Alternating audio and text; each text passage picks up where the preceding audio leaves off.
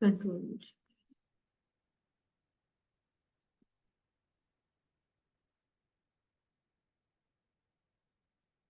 हाँ जी, जरा मेरे को बताओ यहाँ पर कि आपने हमने कितनी कौन से सेक्शन तक किया था इधर रिवाइज। हाँ, प्रमोटर की डेफिनेशन देख ली थी हमने, फॉर्मेशन। अब तो देखते ही अब एकदम समझ आना चाहिए, अच्छा ये था वो था। इसमें फॉर्मेशन में बेसिक एलिजिबिलिटी क्राइटेरिया था, सेक्शन 3A में वो 6 महीने वाला क्राइटेरिया बताया हुआ था। इनकॉर्पोरेशन करना है, प्रॉपर प्रोसीजर, आपको फॉर्म नंबर कौन सा करना पड़ेगा, फॉर्म नंबर 32 भरना पड़ेगा प्रॉपर। ठीक है, फिर वो एमओ एओ का 32 33 34, ठीक है, वो सारी चीजें करके कंप्लायंस, फिर वो कौन करेगा साइन, वो याद है, अगर वो अनपढ़ है तो उसका थंब लग जाएगा, वो फॉरेनर है तो ये होएगा। ठीक है, तो ये चीजें हमने उसमें की थी। फिर ये एनजीओ वाला, एनपीओ वाला, सेक्शन 8, इसमें कंडीशंस का किया था, ओपीडी वाला। बड़ी ठीक है, बस यही चीजें होती हैं जो फटाफट आगे हमारे को रिवाइज करने में फिर हेल्प करती है।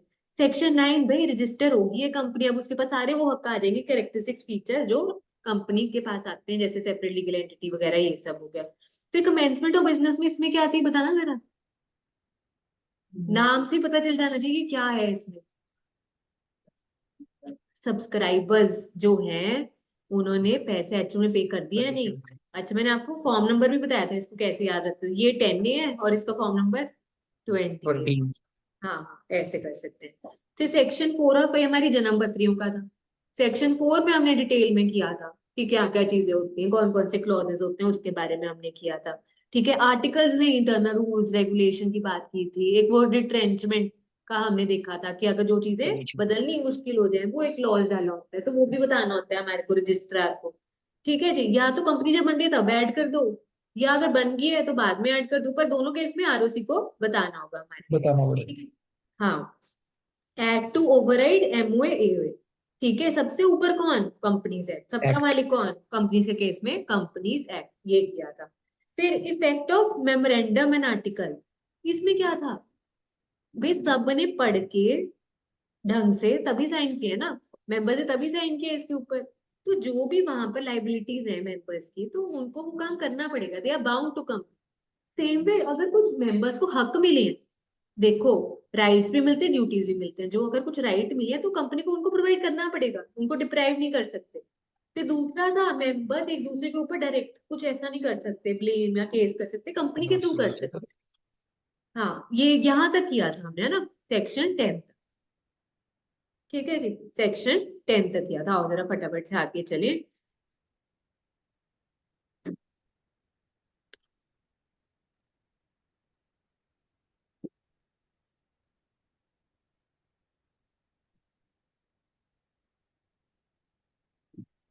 हाँ, फिर हमने लाइसेंस रिवोक वगैरह की बात की, सेक्शन 9 आ गया। ठीक है, ये कंटेंट्स किसका था, ये किसकी कंटेंट्स के ऊपर, ये देखो, कंपनी लॉ का साइन, ये एमओए के। ठीक है, उसके कंटेंट्स की बात की थी हमने। ठीक है, ये शेड्यूल 1 का हमने देखा था। आओ जरा आगे देखिए फिर हम, ये कुछ नेम वगैरह से रिलेटेड हमने चीजें देखी। ठीक है, कि नेम डिटो कॉपी पेस्ट नहीं होना चाहिए, ना मिलता जुलता होना चाहिए दूसरे से, रिजर्व करवा सकते हैं नेम। ठीक है, तो यहाँ पर नई कंपनी के इसमें 20 दिन और बाकी के इसमें 60, तो आगे 20-20 दिन का एक्सटेंशन ले सकते हैं। ये भी किया था, आर्टिकल्स एसोसिएशन का हमने ये देख लिया था, डिफरेंस देख लिया था। सिक्स्थ में ओवर राइडिंग इफेक्ट देख लिया था, इफेक्ट देख लिया फिर हमने। ठीक है, यहाँ तक कर लिया था हमने, है ना, जाते जाते यहाँ तक कर लिया था। ठीक है, आओ जरा फटाफट से आगे करें। ठीक है, रजिस्टर्ड ऑफिस ऑफ कंपनी। ठीक है, रजिस्टर्ड ऑफिस ऑफ कंपनी। ठीक है जी, अब हर कंपनी को देखो क्या करना है, एक ऑफिस जो आपने, जिसपे सारे सारे नोटिस डॉक्यूमेंट्स लेटर सब कम्युनिकेशन जाए, 30 दिन के अंदर अंदर वो खुला रहना कंपल्शन है, और उसके बाद हमेशा ऑल टाइम्स देयर आर। ठीक है जी, ये किया, और स्पेसिफाइड आईएफसी कंपनी के केस में वही आईएफसी जो उनके एसईजेड वगैरह में वो हो जाएगा। ठीक है, ये किया था। और फिर आगे देखो हमने क्या किया था, ये इनको वेरिफिकेशन, है ना, किसमें भर के देना है कि रजिस्टर्ड ऑफिस सच में है, ओपन किया हुआ है उन्होंने 30 दिन के अंदर अंदर, फॉर्म नंबर 22, फॉर्म नंबर 22। ठीक है, अच्छा वो शगुन वाला कौन सा था, सर्टिफिकेट ऑफ इनकॉर्पोरेशन, 11 में। 11। हाँ हाँ हाँ, ये 22 में वेरिफिकेशन, मतलब सच में हमने दफ्तर खोल लिया 30 दिन के अंदर। ठीक है, यहाँ पे 30 दिन जन्म से या 30 दिन कुछ भी अगर चेंज करते हो उसके हिसाब से। दोनों केस में स्पेसिफाइड आईएफसी के केस में डबल एलिमेंट 60 दिन। ठीक है जी, चलो चलो।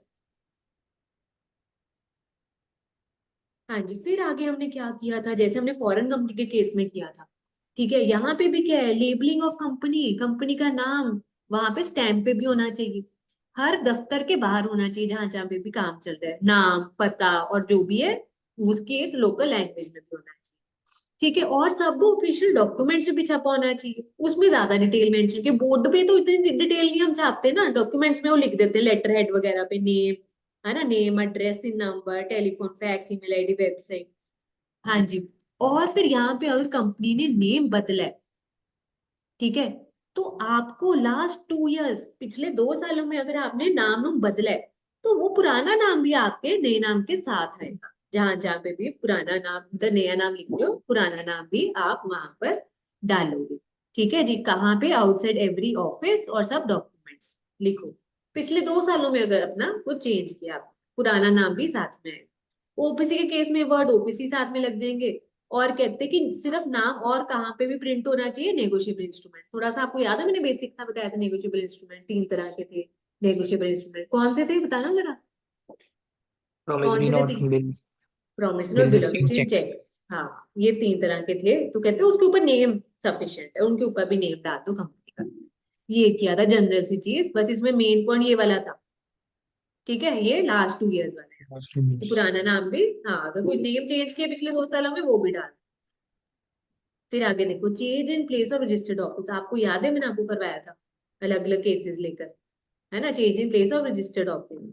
इसमें क्या था कि अगर आप विद इन सिटी, है ना, चेंज कर रहे हो, चंडीगढ़ में 32 से 35 जा रहे हो, तो बस सीधा बोर्ड रेजोल्यूशन पास करो, कहानी खत्म, और कुछ करने की जरूरत नहीं है, बोर्ड रेजोल्यूशन से सफिशिएंट है। ठीक है, आपको 30 दिन के अंदर अंदर बताना है ROC। अगर स्टेट, एक शहर से दूसरे शहर जा रहे हो, और बाकी सब केसेस में भाई आपको 75% वोटिंग चाहिए होगी कम से कम। ठीक है, यहाँ पर तो क्या है, सीधा आपने बोर्ड ऑफ डायरेक्टर से मीटिंग कर ली और कर लिया, यहाँ पे मेंबर्स बुला के SR पास होगा। ठीक है जी, यहाँ पे था इकलौता कि इधर चल जाएगा काम, इधर भी 30 दिन के अंदर बताना है। दूसरा क्या है, विद इन स्टेट, रजिस्ट्रार की क्या बदल रही है, जुरिस्डिक्शन बदल रही है। ठीक है जी, विद इन स्टेट पर, चंडीगढ़ में या पंजाब में या हरियाणा में से जुरिस्डिक्शन चेंज हो रहा है, एरिया बदल रहा है। ठीक है, तो परमिशन लेनी होगी, किससे, रीजनल डायरेक्टर से लेनी होगी, जो आपको बताया था कि वहां पे एलोकेट कर रखी है कुछ कुछ स्टेट्स हमारे पास। ठीक है, रीजनल डायरेक्टर को, तो फॉर्म नंबर 23 में इनको क्या लेनी है, परमिशन लेनी है। ठीक है जी, और आरडी को कितनी देर में देनी है परमिशन, वो ये 30 दिन के अंदर अंदर देनी है परमिशन। और फिर कंपनी ROC को बताएगी 60 दिन के अंदर अंदर। ठीक है, और फिर ROC को सर्टिफाई करना है, सर्टिफिकेट इशू करना है 30 दिन के अंदर। तो देखा जाए यहाँ पे 30 डेज, 60 डेज, 30 डेज। ठीक है, पूछ लेना जिसको जहां पे भी जो डाउट हो फटाफट से।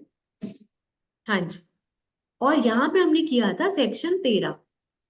सेक्शन 13 में क्या है, एक स्टेट से दूसरे स्टेट में बदल रहा है ऑफिस, रजिस्टर्ड ऑफिस, है ना, जैसे पंजाब से हरियाणा जा रहे हैं, तो इसको क्या बोलेंगे, चेंज इन प्लेस क्लॉज। ठीक है, मतलब ये ऑल्ट्रेशन माना जाएगा जन्म पत्री का। ठीक है, स्पेशल रेजोल्यूशन पास होगा, फॉर्म वही होगा, INC 23। ठीक है, इधर रीजनल डायरेक्टर से ले रहे हैं परमिशन, इधर सरकार से ले रहे हैं परमिशन। ठीक है जी, तो यहाँ पर प्लेस की चेंज है, ऑल्टरेशन है जन्म पत्री, तो सरकार से मांगनी पड़ेगी परमिशन। और सरकार को 60 दिन के अंदर अंदर परमिशन देनी होगी अगर देनी है। ठीक है, और फिर कंपनी ROC को बता देगी 60 दिन के अंदर अंदर। ठीक है, ये चीजें हमने इधर की थी। और फिर इधर ROC क्या इशू कर देगा, हमारा सर्टिफिकेट ऑफ इनकॉर्पोरेशन। ये समझ आया, मेन इधर ये था, ये एक ये रीजनल डायरेक्टर वाला और इधर सरकार। ठीक है,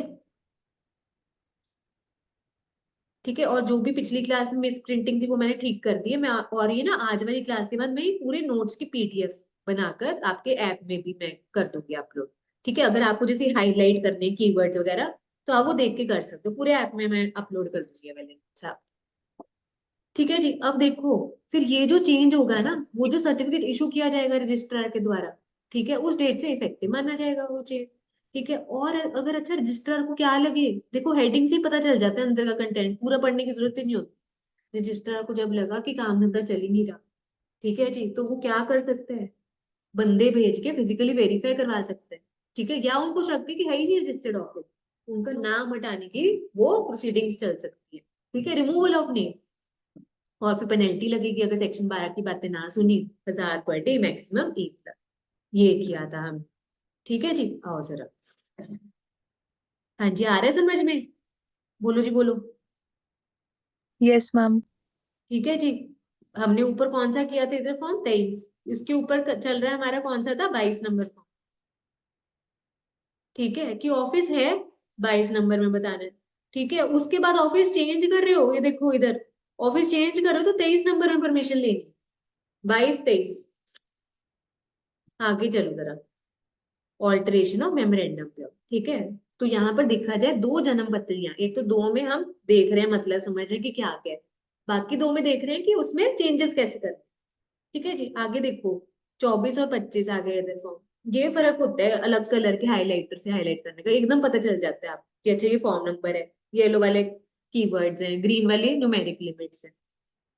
ऑल्ट्रेशन का भी मतलब सेक्शन 2/3 में दे रखा है, एडिशन, ओमिशन, सब्स्टिट्यूशन वगैरह, ठीक है। अच्छा, सबसे पहले अगर नाम में बदलाव करना है कुछ, तो आपको स्पेशल रेजोल्यूशन पास करना पड़ेगा, सेंट्रल गवर्नमेंट की हमारे को परमिशन चाहिए होगी फॉर्म नंबर 24 भर के। और अच्छा, काफी जगह पे मैंने आपको बताया था कि सरकार अपनी ना पावर डेलीगेट कर देता है कि अब तू करे ये वाला काम, ठीक है जी। तो अब ये पावर डेलीगेटेड टू आरओसी हो गया, ठीक है। और ये अच्छा, कब नहीं चाहिए वाली परमिशन, जब सिर्फ आपको क्या करना है, ये देखो, बस नाम के आगे आपको प्राइवेट लगाना है या नाम से ये हटाना है, बस कहते हैं एडिशन या डिलीशन ऑफ वर्ड प्राइवेट। बस अगर ये चेंजेस करनी है ना, तो आपको ये अप्रूवल लेने की जरूरत नहीं है, ठीक है। देन फिर आप अपना रजिस्ट्रार के पास क्या सबमिट करवा दो, किसकी कॉपी, स्पेशल रेजोल्यूशन की और सरकार के ऑर्डर की करा दो पास, ठीक है। ये हमने सबमिट कर दी है, ऊपर स्पेशल रेजोल्यूशन मेंबर से जो की है, ठीक है, और सरकार से हमने परमिशन लिए, दोनों अपनी सबमिट करवा दो। फिर वो इशू कर देगा आरओसी, सर्टिफिकेट ऑफ इनकॉर्पोरेशन, ने अपने रजिस्टर में नया नाम लिख देगा पुराने की जगह, और फ्रेश सर्टिफिकेट इशू कर देगा 25 नंबर फॉर्म, ठीक है। 22 23 24 25, चलो 22 में भाई दफ्तर खोल लिया, चेंज किया 23 में, ठीक है। फिर 24 में इधर क्या हो रहा है हमारा, इधर ऑल्ट्रेशन नेम क्लॉज, 25 में सर्टिफिकेट इशू हो रहा है। अच्छा, नाम तभी हम अलाउ करेंगे किसी को चेंज करने का, अगर फाइनेंशियल स्टेटमेंट्स और एनुअल रिटर्न्स हमने फाइल कर रखी है, वही वाली 137 और 92 वाले सेक्शन, ठीक है। और अगर आपकी कोई मैच्योरिटी डेट आ गई डिपॉजिट वापस देने के लिए पैसे या डिबेंचर, तो वो आपने पैसे दे दिए, भरपाई कर दी कि नहीं, रीपे कर दिए कि नहीं, अलॉन्ग विद ब्याज इंटरेस्ट, ठीक है, ये किया हमने, ठीक है। फिर उसके बाद देखो, ये कौन सा आ गया हमारा, ऑल्टरेशन ऑफ सिचुएशन। फॉर्म वही था, कौन सा था पीछे करके आए हम, जो वो टेबल किया था चार्ट, एक शहर से दूसरे शहर या विद इन स्टेट, वो सारी चीजें, ठीक है जी। हाँ जी, हाँ हाँ, ठीक है, फॉर्म नंबर 23 था वहां पे, ठीक है जी। अब यहाँ पे इन डिटेल किया हुआ है, ऊपर छोटा हमने समराइज वे में कर लिया था कि एक स्टेट से दूसरे स्टेट में जा रहे हो, स्पेशल रेजोल्यूशन पास होगा, सरकार की परमिशन की जरूरत होगी, ठीक है। ये देखो, अब ये वाली पावर किसको डेलीगेट कर दी गई है, रीजनल डायरेक्टर, ये देखो। तो वो जो ऊपर आप देख रहे हो ना, ये देखो, अप्रूवल और सेंट्रल गवर्नमेंट, ये पावर सेंट्रल गवर्नमेंट ने आरटी को कर दी है, रीजनल डायरेक्टर को कर दी है, ये वाली पावर दे दी है। अब इसका असर क्या होगा, एक बार ऊपर जाओ जरा, वो जो हमने ऊपर चार्ट किया अभी देखो जरा, ये वाला देखो जरा। अब यहाँ पे हमने कहा कि विद इन स्टेट अगर जुरिस्डिक्शन आरओसी की चेंज हो रही है, तो हमने रीजनल डायरेक्टर के हमारे को क्या चाहिए, परमिशन चाहिए, ये किया ना हमने। पर अब सेक्शन 13 में क्या बोल दिया, कहते ठीक है सेंट्रल गवर्नमेंट की अप्रूवल ले लो, पर सेंट्रल गवर्नमेंट ने अपनी पावर किसको दे दी है, रीजनल डायरेक्टर को। तो जिस बंदे ने ये करना हुआ काम, वो सीधा डायरेक्ट रीजनल डायरेक्टर की भी क्या ले सकता है, अप्रूवल, ठीक है जी। पर ओरिजिनल कौन था बंदा, वो भी आपको पता होना चाहिए, ठीक है। तो इधर रीजनल डायरेक्टर है, इधर सेंट्रल गवर्नमेंट है, पर आगे ये पावर रीजनल डायरेक्टर को भी दे दी। तो बाय चांस, ठीक है, अगर कुछ ऐसा केस स्टडी या कुछ ऐसा आ जाए कि उन्होंने बोला कि भाई ये सेक्शन 13 वाली जो चेंज है, इसमें हम आरडी से भी ले सकते हैं अप्रूवल, तो मतलब हमने पूरी कहानी पढ़ के सोच समझ के आंसर देना है कि भाई ओरिजिनल तो पावर किसके पास थी, सेंट्रल गवर्नमेंट के पास, पर अब वो डेलीगेट करने की उसके पास पावर है, किसको, रीजनल डायरेक्टर, ठीक है। तो लोग सीधा रीजनल डायरेक्टर से भी फिर अप्रूवल ले सकते हैं आप, ठीक है, पर ओरिजिनल बंदे का भी नाम पर आपको पता होना चाहिए। चलो जी। हाँ जी, समझ आ रहा है जी इधर? बोलो जी, बोलो। Yes. चलो चलो, ठीक है। बस इसमें और क्या थे, डॉक्यूमेंट्स बता रखे थे जो हमने लगाने हैं साथ में। ठीक है, फॉर्म नंबर 23 के साथ जो भी आपने ड्राफ्ट कॉपी बनाई है जन्म पत्र की, वो जनरल मीटिंग आपने बुलाई थी स्पेशल रेजोल्यूशन पास करने के लिए, उसके मिनट्स।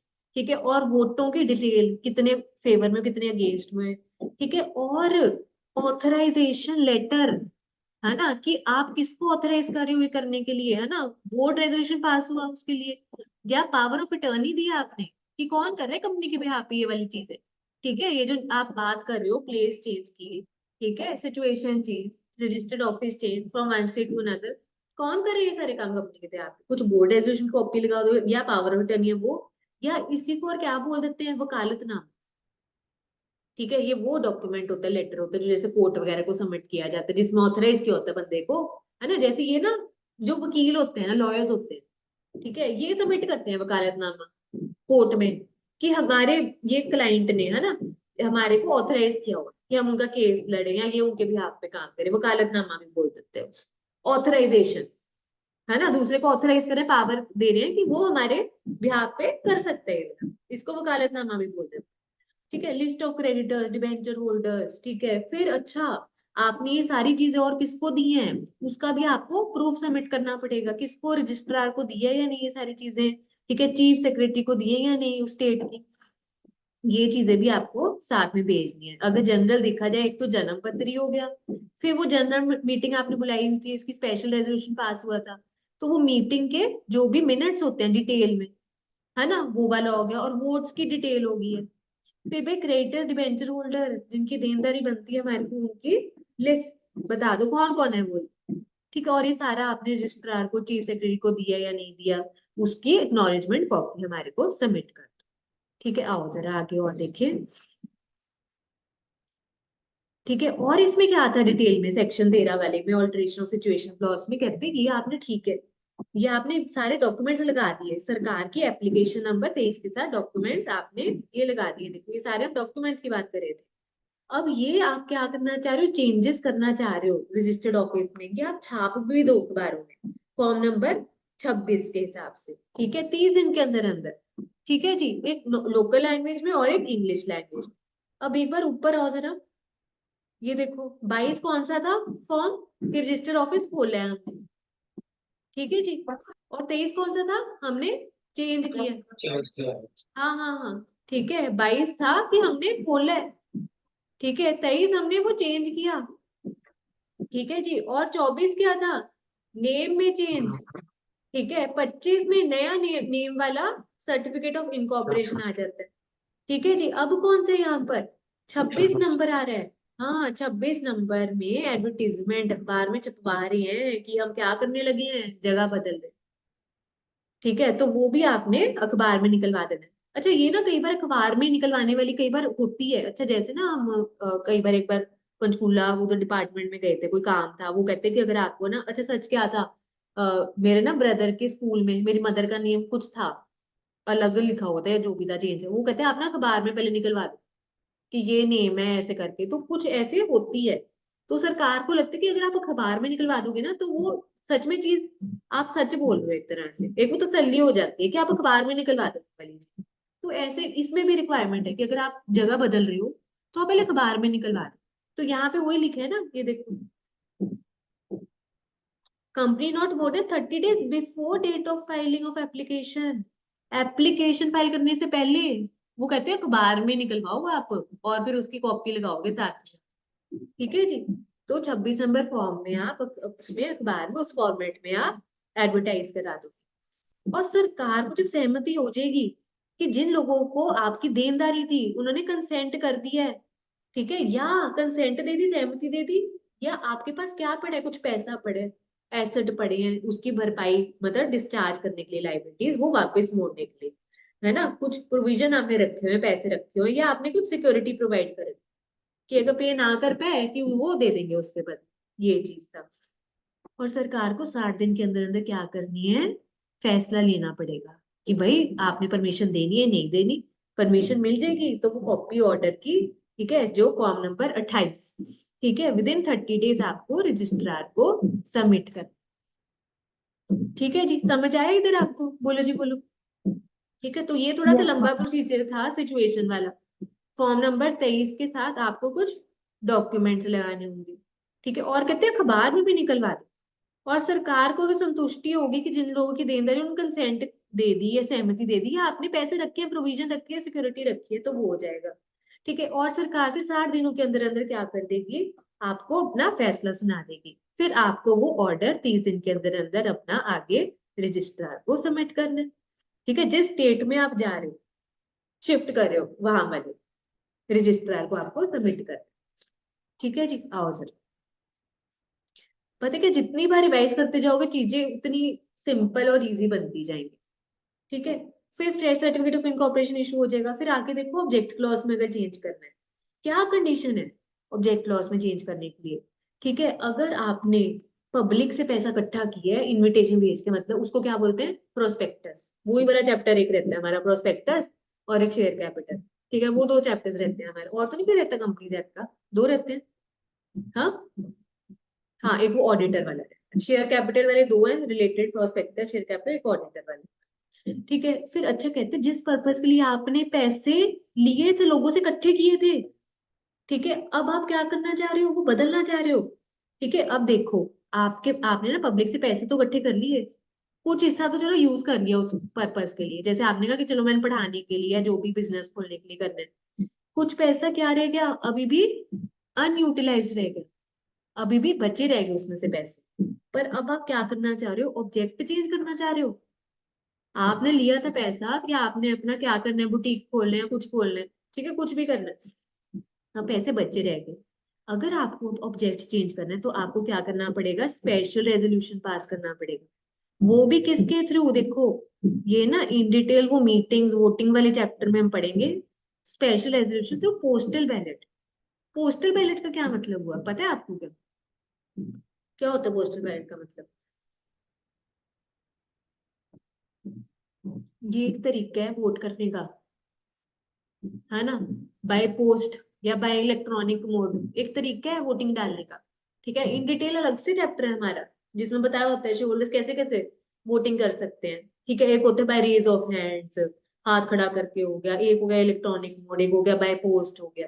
तो ये इसमें दोनों चीजें आ जाती है। पोस्टल बैलेट मतलब अपना उस पे लिख कर पोस्ट कर दिया, या कुछ इलेक्ट्रॉनिक मोड से भी, इलेक्ट्रॉनिकल मैनर में उन्होंने कुछ अपना बना रखा है तरीका, तो उसके थ्रू भी वो अपना कर सकते हैं। ठीक है जी, ये एक तरीका है एक तरह से वोट करने का। ठीक है जी, और उसमें देखो, जब आप स्पेशल रेजोल्यूशन पास करोगे, मीटिंग बुलाने के लिए आप नोटिस भेजोगे ना कि मीटिंग बुलाई जा रही है ताकि आप स्पेशल रेजोल्यूशन पास करो, वो बुलावा भेजोगे ना, तभी आएंगे ना मेंबर्स मीटिंग में, और तभी आप वो स्पेशल रेजोल्यूशन पास करोगे कि आप चेंज करना चाह रहे हो ऑब्जेक्ट। अब वो जो आप बुलावा नोटिस या इनविटेशन भेज रहे हो, उसमें क्या चीजें होंगी लोग, एक तो आप उसमें बताओगे कितना पैसा आपने रिसीव किया, कितना यूज कर लिया ऑब्जेक्ट के लिए, ठीक है, और कितना अभी रहता है यूज करना, ये हो गया। उसके बाद अब आप क्या चेंज करना चाह रहे हो ऑब्जेक्ट्स में, उसके बारे में थोड़ा बता दो। ठीक है, उसकी जस्टिफिकेशन दे दो। ठीक है, उसके बारे में बता दो, उसकी थोड़ी जस्टिफिकेशन दे दो कि क्या ऐसा आपको करना पड़ रहा है, क्यों ऐसा करना पड़ा, बता दो, कारण बता दो। अमाउंट टू बी यूटिलाइज, कितनी अमाउंट आप वो नए ऑब्जेक्ट के लिए यूज करना चाह रहे हो। एस्टिमेटेड, उसका क्या असर पड़ेगा, किसके ऊपर, अर्निंग्स के ऊपर और कैश फ्लो कंपनी के ऊपर, जो आप चेंज करना चाह रहे हो ऑब्जेक्ट्स। ठीक है, या कोई और अदर इंफॉर्मेशन। ठीक है, ये सारी चीजें कर रखी है, इससे थोड़ा हम फास्ट मोड में कर रहे हैं। ठीक है, आ रहा है ना समझ सबको? बोलो जी बोलो। ठीक है, और प्लेस जहां पे आपको इनकी कॉपी मिल जाए, नोटिस ऑफ रेजोल्यूशन या जो भी चीज है इन डिटेल। ठीक है, तो पैसों की डिटेल, ठीक है, देन ऑब्जेक्ट्स जो आप बदलना चाह रहे हो उसकी डिटेल, ये दो चीजें। और कहाँ पे मिलेंगी ये चीजें, प्लेस, पैसा, ऑब्जेक्ट, प्लेस, पीओपी, ऐसे याद रख सकते हो, पैसा ऑब्जेक्ट। ठीक है, पैसे के बारे में डिटेल होगी। ठीक है, मतलब हर चीज को रट्टा नहीं चढ़ाना होता, समझ के हिसाब से पैसा कितना आया, कितना लगा दिया, कितना रहेगा। ऑब्जेक्ट्स क्या आप बदलाव चाह रहे हो, क्यों करना चाह रहे हो, उसका रीजन दे दो, जस्टिफिकेशन दे दो। ठीक है, उसके बाद उसका असर क्या पड़ेगा। ठीक है, जनरल सी चीजें हैं। आओ जरा, फिर देखो, अगर आप ऑब्जेक्ट में चेंज करना चाह रहे हो तो भी आपको अखबार में निकलवाना पड़ेगा, ठीक है। और वेबसाइट अगर है तो वेबसाइट पे भी आपको अपलोड करनी पड़ेगी ये चीजें, ठीक है। अच्छा, एक हमने ये किया था ना कि अगर जो शेयर होल्डर्स मान नहीं रहे कि भाई ऑब्जेक्ट नहीं चेंज होना, नहीं करना चाहिए आपको, अगर कुछ शेयर होल्डर्स मान ही नहीं रहे हैं बिल्कुल, तो देखो सेबी रेगुलेशन, सेबी क्या बोलते हैं, तो जो शेयर होल्डर्स मान नहीं रहे बात कंपनी की कि नहीं होना चाहिए, तो उनको क्या मौका देना चाहिए, उनको बाहर जाने का एक अपॉर्चुनिटी मिल, एग्जिट, मतलब वो बाहर जाने का। नहीं तो क्या होता है कि आप ऐसे निकल नहीं सकते। अगर आप किसी कंपनी के मेंबर हो या कुछ हो, तो अगर कोई डिसीजन हुआ है पास, आपको उसकी सहमति साथ में देनी पड़ेगी, बेशक वो स्पेशल रेजोल्यूशन से पास हो गया, आप निकल नहीं सकते, उससे बच नहीं सकते फिर। पर यहाँ पे उन लोगों को क्या मिलेगा कि अगर देखो, वो तभी बने थे ना मेंबर्स पहले, क्योंकि पहले उन्होंने बोला कि हमने तो अपना कपड़ों का काम करना है, उन्होंने पैसे लगा दिए। अब वो मान ही नहीं रहे, अब वो कह रहे हैं कि हमने कपड़ों का काम छोड़ के इलेक्ट्रॉनिक में डील करना है, उसमें पैसे लगाने हैं, वो जो बचे के पैसे, ठीक है। वो उन्होंने तो मेंबर्स ने ये सोच के लगाए थे ना पैसे कि भाई उन्होंने कपड़ों का काम करना है, अच्छा चलेगा। हम कहते हैं हम नहीं मानते, ठीक है। तो फिर इनको, अगर ये सेबी में रेगुलेशन ना होती, इनको ऐसे ही चलना पड़ता कंपनी के साथ फिर, ना चाहते हुए भी। पर सेबी क्या बोलते हैं, इनको क्या मिलनी चाहिए, एक अपॉर्चुनिटी टू एग्जिट, मतलब वो निकल सकते हैं बाहर अपना। और कैसे निकलेंगे, जैसे सेबी रेगुलेशन में, सेबी गाइडलाइंस में बोल रखे हैं वैसे, उस प्रोसेस के। ये समझ आया आपको, ये डिटेल्स सेबी एक्ट में दे रखे हैं हमारे। और रजिस्ट्रार यहाँ पर आपको 30 दिन के अंदर अंदर क्या दे देगा, रजिस्टर कर देगा, ठीक है, जो भी आपने ऑब्जेक्ट में चेंजेस की।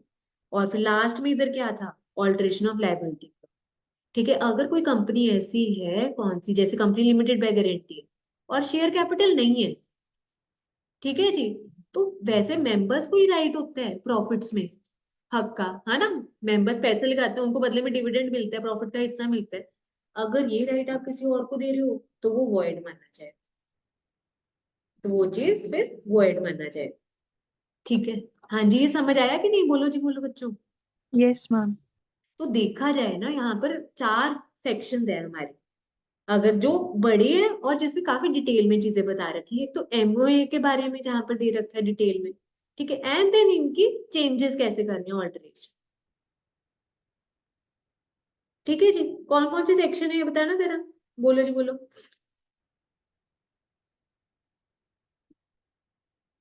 एमओए का सेक्शन बता दो क्या था।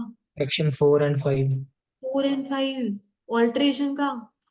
13, 14।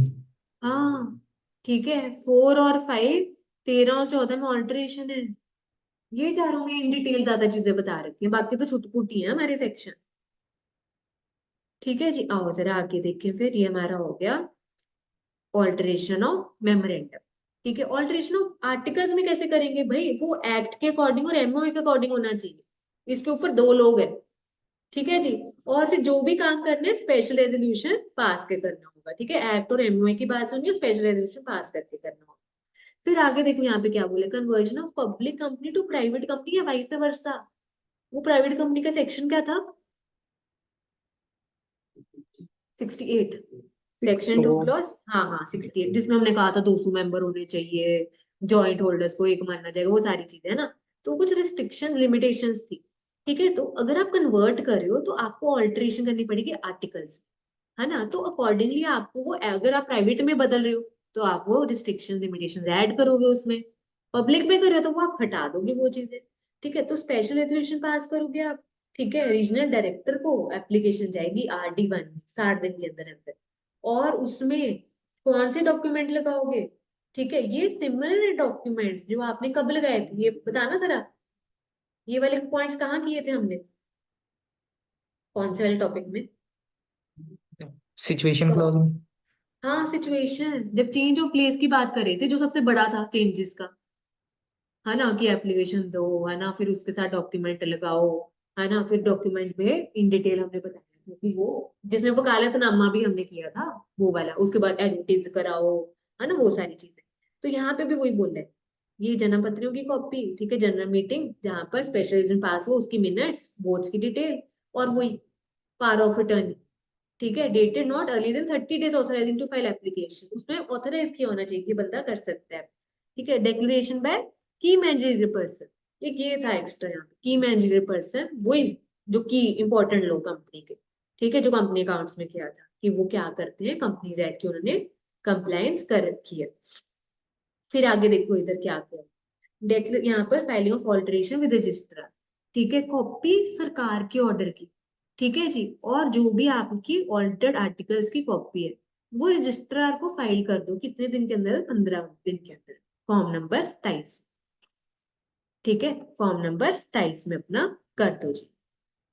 हाँ जी, समझ आया जी, इधर फॉर्म नंबर 27 में हम ये ऑल्टरेशन ऑफ आर्टिकल्स का रजिस्ट्रार को भेज देंगे 15 दिन के अंदर, और ये सारी चीजें वैलिड मानी जाएंगी, जैसे कि ओरिजिनली थी चीजें आर्टिकल्स के अंदर, ठीक है जी। तो ये हमारा क्या था, ऑल्टरेशन ऑफ आर्टिकल्स का। फिर जब ये ऑल्टरेशन ऑफ आर्टिकल के बाद हमने कहा कि जो भी आप कॉपी भेज रहे हो आगे, हर एक कॉपी में ये इनकॉर्पोरेटेड होना चाहिए, ऐड ऑन होनी चाहिए, जो भी आपने चेंजेस, वो बदल के कॉपी या अगर कुछ ऐड करना, ऐड करके वो कॉपी आगे भेजो जिसको भी भेजनी है, ठीक है जी। ऐसे नहीं भेज सकते क्योंकि वो पब्लिक डॉक्यूमेंट है, चेंज करके भेजो, नहीं भेजोगे तो 1000 रुपये हर कॉपी पे आपको पेनल्टी भरनी पड़ेगी, ये किया था हमने, ठीक है। 15 के बाद, ठीक है, देन 16 कौन सा था, rectification of name of company, ठीक है जी। एक ऊपर वाले सेक्शन से मिलता जुलता एक और सेक्शन था हमारा, कौन सा था, हाँ, जैसे 13 14 15 था, ठीक है, एक और था कि कोई भी अगर हमने मेंबर्स अगर कुछ कोई भी मांग रहे हैं तो उनको विद इन टाइम लिमिट हमारे को वो भेजनी है कॉपीज उसकी, मेमोरेंडम के आर्टिकल्स की, वो सब, ठीक है। एक वो था जो हमने आगे करना है, हाँ जी, सर्विस ऑफ डॉक्यूमेंट। हाँ, वो सेक्शन 20 था सर्विस ऑफ डॉक्यूमेंट्स का, ठीक है। ये देखो आपको बताओ, ये वाला सेक्शन 17 कह रही थी, ये देखो, अच्छा। जन्म पत्रियों से मिलता जुलता, 13 14 15, ठीक है। 13 14 में चेंजेस करे जन्म पत्रियों में, 4 और 5 में मतलब देखा, 13 14 में चेंजेस की, 15 में कॉपियां भेजी चेंज करके, ठीक है। 16 में क्या चेंज कर दिया, नाम चेंज किया, ठीक है। 17 में जो भी कॉपियां मेंबर को भेज रहे हो, ठीक है, 7 दिन के अंदर अंदर, अगर मेंबर रिक्वेस्ट कर रहे हैं 7 दिन के अंदर अंदर आपको क्या करनी है, कॉपी सबमिट करनी है, ठीक है, नहीं तो आपको पेनल्टी लगेगी, ये किया था 70, ठीक है जी। आओ जरा, इधर कॉपी कहाँ है आपकी, नोट्स वाली है, किधर है, घर, घर क्या कर रही है वो, है, रेस्टिंग पीरियड चल रहा है उसका, अच्छा, देखो है, आओ जरा सोना पे,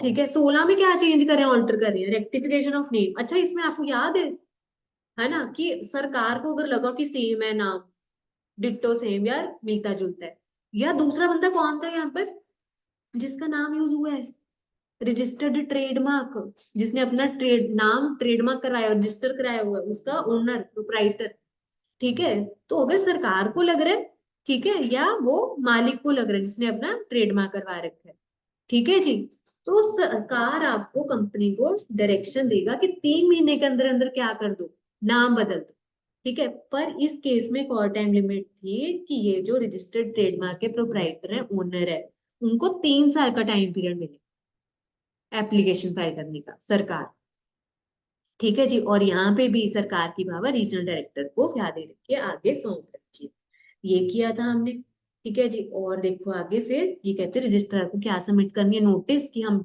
नाम बदल रहे हैं, और ऑर्डर सरकार का, ठीक है, with in 15 days from change, ठीक है। और फिर रजिस्ट्रार अपनी चेंजेस कर देगा अकॉर्डिंगली, नेम क्लॉज किधर होता है, पहली जन्म पत्री में, उसमें चेंजेस हो जाएंगे, सर्टिफिकेट ऑफ इनकॉर्पोरेशन में बदल के वो भी दे देगा, ठीक है। 15 दिन के अंदर अंदर आपको ये सबमिट करना होगा, ये किया था हमने, ठीक है। और ये पनिशमेंट है अगर आप फॉलो नहीं करते सेक्शन, ठीक है। अच्छा, अब यहाँ पे क्या बोला है, अगर कंपनी, है ना, अगर कंपनी सरकार की बात नहीं सुनती कि 3 महीने के अंदर चेंज कर दो नाम, तो यहाँ पे सरकार के पास क्या पावर है, वो खुद ही नाम बदल देगा, ये देखो, सरकार एलोकेट या allot new name to company, और रजिस्ट्रार क्या करेगा, अपने रजिस्टर में नया नाम चढ़ा देगा पुराने को हटा के, ठीक है। और यहाँ पे फ्रेश सर्टिफिकेट ऑफ इनकॉर्पोरेशन, देखो, अगर सरकार ने आपको 3 महीने की मोहलत दी थी, कर लेते हो चेंज, बहुत अच्छी बात है, नहीं करोगे तो सरकार ही बदल देगी आपका नाम, फिर मत रोना, ठीक है। पर कहते ये इन एनी वे आपका हक नहीं है जा रहा, कौन से सेक्शन का, सेक्शन 13 में क्या था?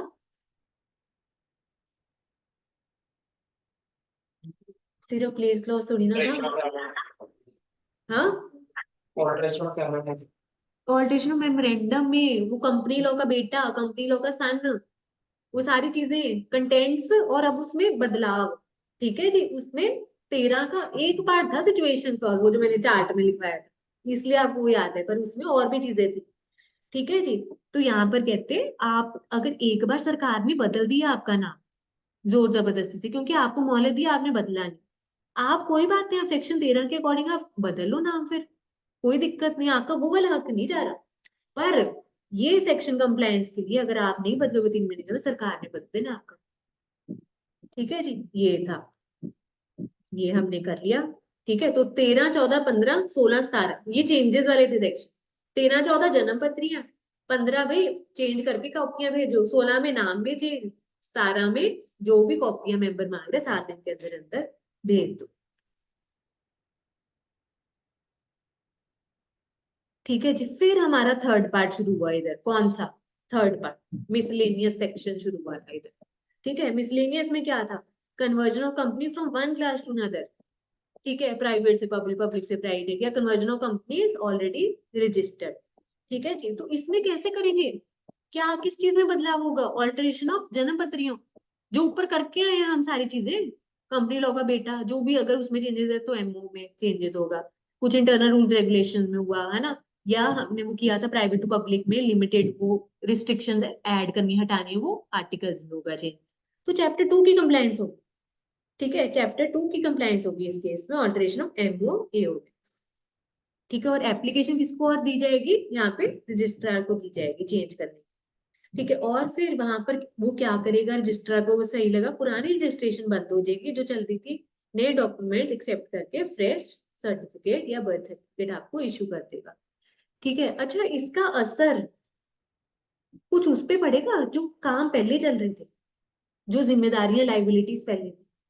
नहीं ना, वो एज इट इज रहेगी यहाँ पर हमारे, उसका उसके ऊपर कोई असर नहीं पड़ेगा। ठीक है, बिफोर कन्वर्जन जो काम चल रहे थे, कॉन्ट्रैक्ट्स, लाइबिलिटीज, वो सेम एज इट इज रहेंगे, जैसे कि ये कुछ कन्वर्जन हुई नहीं है। ये था हमारा। ठीक है, देन इधर क्या है हमारा? Section 19, subsidiary company not to hold shares in its holding company. ठीक है, subsidy company not to hold shares in its holding company. ठीक है, एक ना यहाँ पर नॉमिनीज था। ठीक है, थ्रू नॉमिनीज। ठीक है, यहाँ पर मेंबर्स लिखा होगा, है ना, नॉमिनी है यहाँ पर। ठीक है, या खुद से या उनकी नॉमिनी, जैसे हम नॉमिनेट नहीं करते। ठीक है, मतलब नॉमिनी अब दूसरा मेंबर भी हो सकता। ठीक है, तो यहाँ पे वो नॉमिनी कर दो, या खुद, या अगर वो मेंबर ने क्या किया हुआ है, कोई और नॉमिनेट करे। ठीक है, तो सब्सिडरी कंपनी होल्डिंग कंपनी की शेयर नहीं होल्ड करके रख सकती। ठीक है, कोई भी कंपनी खुद से ना अपने किसी नॉमिनी से थ्रू शेयर्स नहीं कर सकती होल्ड, किसमें? अपने पेरेंट कंपनी में, होल्डिंग कंपनी में, ये बोला था। और वही वाइस वर्सा क्या बोल दिया कि होल्डिंग कंपनी शेयर्स नहीं बेच सकती, एलोकेट कर सकती, किसको? सब्सिडरी कंपनी को। ये किया था, अगर करते हो तो वॉइड होता है। कौन से केसेस में ये अलाउड होता है बताना जरा, कौन सा था ये चीज इधर? हाँ हाँ हाँ, अगर सब्सिडरी कंपनी ने होल्ड करके रखी है, कैसे? कैसे शेयर्स? लीगल रिप्रेजेंटेटिव बन के, वो बंदा मर गया, उसका लीगल रिप्रेजेंटेटिव बन के होल्ड करके रखे, तो कोई दिक्कत नहीं, होल्ड करके रखे। या एज ट्रस्टी संभाल के रखे आप किसी के बिहाफ, ट्रस्ट करे वो बंदा आपके, तो वो भी आप रख लो, कोई दिक्कत नहीं। ये दोनों केसेस में आपको राइट टू वोट है, कोई दिक्कत नहीं। और कौन से केसेस में रख सकते हैं भाई? ये जो सब्सिडरी कंपनी है ना, पहले से थी। ठीक है, ये सब्सिडी कंपनी शेयर होल्डर पहले से थी उस कंपनी की, होल्डिंग कंपनी की। ठीक है, before became subsidy company of holding company, मतलब ये जो कंपनी थी, ठीक है, ये पहले से ही थी शेयर होल्डर, पहले से शेयर होल्ड करके रखे हुए थे। बाद में उनका क्या बना रिलेशन? होल्डिंग सब्सिडी वाला, वो याद है होल्डिंग सब्सिडी वाला, मोर देन 50% वाला। तो वो रिलेशन बनने से पहले ही इसने होल्ड करके रखे थे शेयर।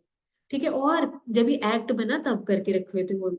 ठीक है, या कुछ अमेलगमेशन जुड़ के उसके साथ, ठीक है, शेयर वगैरह होल्ड करके रख दिए और ये कोर्ट ने अप्रूव किए हुए, ये केसेस में होल्ड करके रख सकते हैं। ठीक है, और हमने क्या कहा था?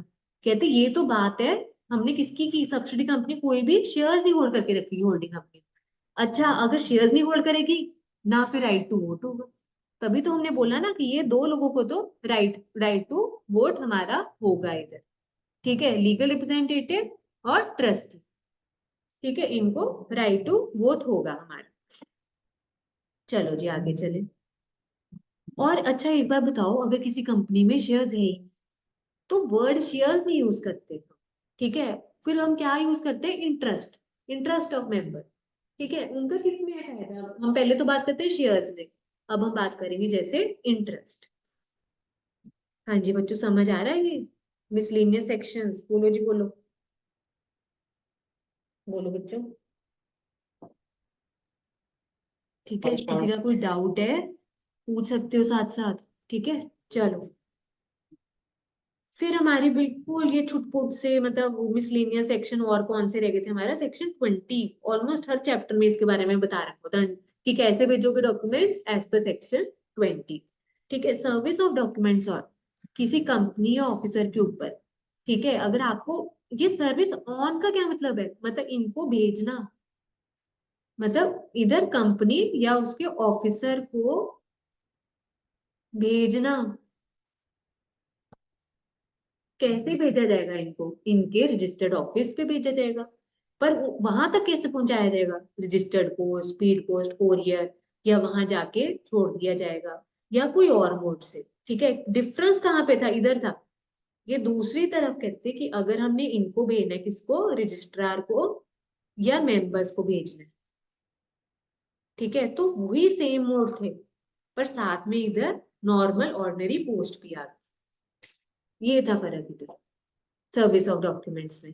और अगर ऑनलाइन मोड में डीमैट अकाउंट में आपने शेयर्स वगैरह होल्ड करके रखे हैं, तो उस केस में जो डिपॉजिटरी है, जो सारा काम देखता है, उसका हैंडल करता है, तो वो रिकॉर्ड्स आपको सबमिट कर सकता है। ठीक है, ऑनलाइन ही ट्रांसमिट हो सकते हैं उस केस।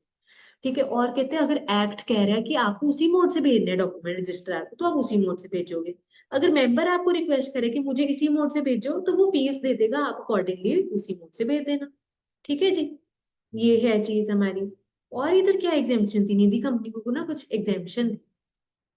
हाँ जी बताओ, क्या एग्जेम्पशन थी यहाँ पे निधि कंपनी को? हाँ, यहाँ पे सिर्फ वही वाले मेंबर्स को भेजा जाएगा जो सेक्शन 20 में बता रखे हैं मोड, जो क्या शेयर्स होल्ड करके रखे हैं, जिन्होंने more than face value of ₹1000, ठीक है, या 1% of paid share capital which ever is less. ठीक है, इन दोनों में से, हाँ जी, लेस। ठीक है, मतलब फेस वैल्यू ऑफ ₹1000 या 1% of paid share capital which ever is less. ठीक है, और कहते हैं बाकी सबको कैसे भेज दो, कहते हैं अखबार में निकलवा दो, ठीक है, और साथ में कंपनी के नोटिस बोर्ड पे लगा दो, उतना सफिशिएंट है। सबके घरों में वो पोस्ट करके कोरियर रजिस्टर्ड को वो सब करने की जरूरत नहीं है, सिर्फ ये वाले मेंबर्स को भेज दो बस, कोरियर वगैरह के थ्रू, पोस्ट के थ्रू, जो भी। ठीक है, अच्छा अगर आप पोस्ट के थ्रू भेज रहे हो, ठीक है, अगर आप बाय पोस्ट इधर भेज रहे हो, देखो डिलीवरी बाय पोस्ट है यहाँ पर, ठीक है, तो कब मानेंगे, कब पहुंच जाएगा बताओ, in case of notice of meeting. Notice of meeting क्या होता है, वो बुलावा भेजते हैं, इनवाइट किया जाता है, इनविटेशन भेजा जाता है कि आओ जी मीटिंग है, नोटिस बोल देते हैं उसको। ठीक है, वो कब मानते हैं कि मिल जाएगा, अगर बाय पोस्ट भेज रहे हैं, 48 आवर्स। ठीक है, 48 आवर्स का यहाँ पे लिमिट दे सकते हैं। बाकी अगर कोई डॉक्यूमेंट भेज रहे हो आप पोस्ट के थ्रू, तो नॉर्मल हम ना एस्टिमेट लगा लेंगे, रीजनेबल एक टाइम सोच लेंगे कि जैसे अगर सबको नॉर्मल पोस्ट के थ्रू अगर हमने दिल्ली भेजना है, तो स्पीड पोस्ट में 2 दिन में पहुंच जाता है, तो उसमें 5 दिन 6 दिन लग जाएंगे, ऐसे हिसाब से, मतलब अंदाजे से, आइडिया से। ये किया था हमने। फिर और क्या था इधर ऊपर हमारा, देखो, हाँ, कोरियर वाले का मतलब बता रखे। कोरियर वाला कौन है भाई, वो पर्सन जैसे जो डिलीवर करते हैं डॉक्यूमेंट, साथ में आपको एक प्रूफ भी दे देता है, रिसीट भी दे देता है डिलीवरी की, ये है। और फिर यहाँ पे इलेक्ट्रॉनिक ट्रांसमिशन का मतलब बता रहे, इलेक्ट्रॉनिक ट्रांसमिशन, ऑनलाइन मोड में, इलेक्ट्रॉनिक मोड में अगर आप कुछ भेज रहे हो, कोई रिकॉर्ड किया आपने, मतलब यहाँ पे कुछ क्रिएट किया आपने, डॉक्यूमेंट रिकॉर्ड, ठीक है, वो केपेबल है किस चीज का, वो हम रिटेन करके रख सकते हैं अपने पास, सेव करके रख सकते हैं, रिकवरी हो सकती है उसके बाद में, उसको चेक कर सकते हैं बाद में, एडिट कर सकते हैं। ठीक है, clearly legible tangible form, clear readable form में, टेंजिबल फॉर्म में उसको अवेलेबल रहेगा।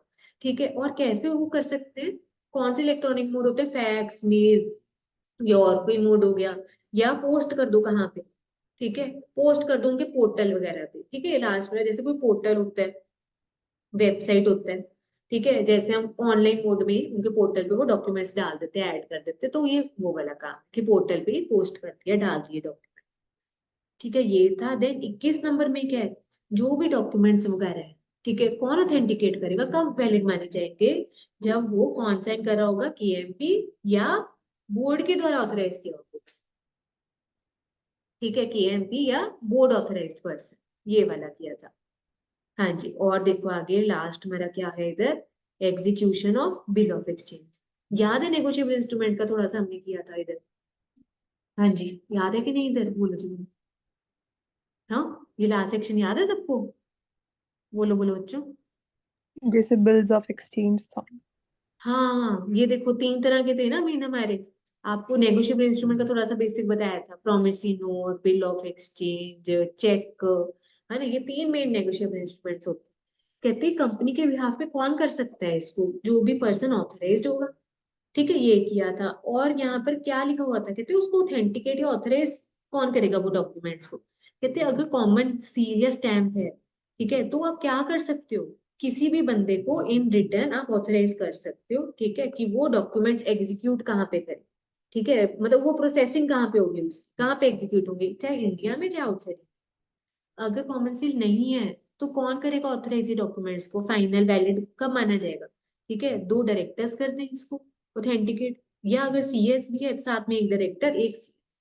ये जनरल चीज बहुत बार हमने किया, अगर सीएस है तो सीएस और एक डायरेक्टर हो जाए, ठीक है, और अगर ये कंपनी का ऑथराइज हुआ बंदा ये करता है कंपनी के बिहाफ पे, तो इससे कंपनी बाइंड हो जाएगी, कंपनी के ऊपर भी क्या आ जाएगी, लाइबिलिटी आ जाएगी, कि वो चीज करनी पड़ेगी फिर, जो भी उसके ऊपर आएगी चीजें। हाँ जी बोलो जी बच्चों, ये समझ आया, ठीक है, यस एक मैम। बार आओ जरा स्ट्रक्चर पे आओ, ठीक है, वो मतलब फर्स्ट पेज ना सच में बड़े काम का है, ठीक है, एक डॉक्ट्रिन्स रह गया, अच्छा, ठीक है, और ना डॉक्ट्रिन्स वाला मैं आपको भेजूंगी, अपने वाले ही नोट्स भेज दूं क्या, क्योंकि नेक्स्ट क्लास से मुझे नया चैप्टर स्टार्ट करना है, ठीक है, उसके भी नोट्स पे प्रॉपर हमारे बनेंगे, ठीक है, मैं आपको फिर ऐसा करूंगी नोट्स भेज दूंगी उसके, अच्छे से उसको हाईलाइट वगैरह करके, ताकि आप वो कर लो नेक्स्ट क्लास से पहले, ताकि नेक्स्ट क्लास में कुछ नया स्टार्ट कर ले, ठीक है, आओ जरा एक बार यहाँ रिवाइज करें, ठीक है, सेक्शन 269 प्रमोटर का, ठीक है, कोशिश करो मत देखने के लिए, आगे कौन सा सेक्शन था, सेक्शन 1 तो वो एप्लीकेबिलिटी ऑफ कंपनी, 2 डेफिनेशन का था, ठीक है, 2 में 69 क्लॉज प्रमोटर का था, तीसरा नंबर कौन सा था, बिना देखे ट्राई करो, रिमेम्बर करने की कोशिश करो। Formation of company. हाँ, यहाँ पर ये देखो 3 में मिनिमम एलिजिबिलिटी क्राइटेरिया, 3A में वो 6 महीने वाला था, कि अगर उससे कम रहे तो वो 6 महीने तक कुछ नहीं करेंगे, उसके बाद में पकड़ा जाएगा उनको, मेंबर्स को, ठीक है, फिर हमारा कौन सा था, 3 के बाद चलो सीक्वेंस में आ जाओ, 3 ठीक है, फिर उसके बाद 4 और 5, Memorandum and article. हाँ एम जन्म पत्री, हाँ मेमोरी, फर्स्ट जन्म पत्री, सेकंड जन्म पत्री, 4 5 6, सबका मालिक Article कौन, memorandum. हाँ एक्ट, सबका मालिक ठीक है, है। ये किया था, ये 6 तक इधर आ गया, फिर इधर आ जाओ, फिर शुरू हुआ था इनकॉर्पोरेशन की कहानी, जब जन्म पत्रियां रेडी होगी ना हमारी, फिर 7 नंबर पे वो जन्म पत्रियां हमने ना भेजनी है, वो 32 33 34, वो याद है जन्म पत्रियां बना के भेजी थी इनकॉर्पोरेशन, वो 7 हो गया हमारा, ठीक है, 7 के बाद ये 8 कौन सा है हमारा, सेक्शन 8 तो हम भूल ही नहीं सकते, सेक्शन 8 कंपनी, सेक्शन 8 कंपनी इतनी बार की है, एनजीओ एनपीओ, एनपीओ। हाँ हाँ ये हो गया, सेक्शन 9 क्या है, सब हो गया, अब क्या असर होगा, अब भाई सारे हक मिल जाएंगे जो कंपनी, ये किया था।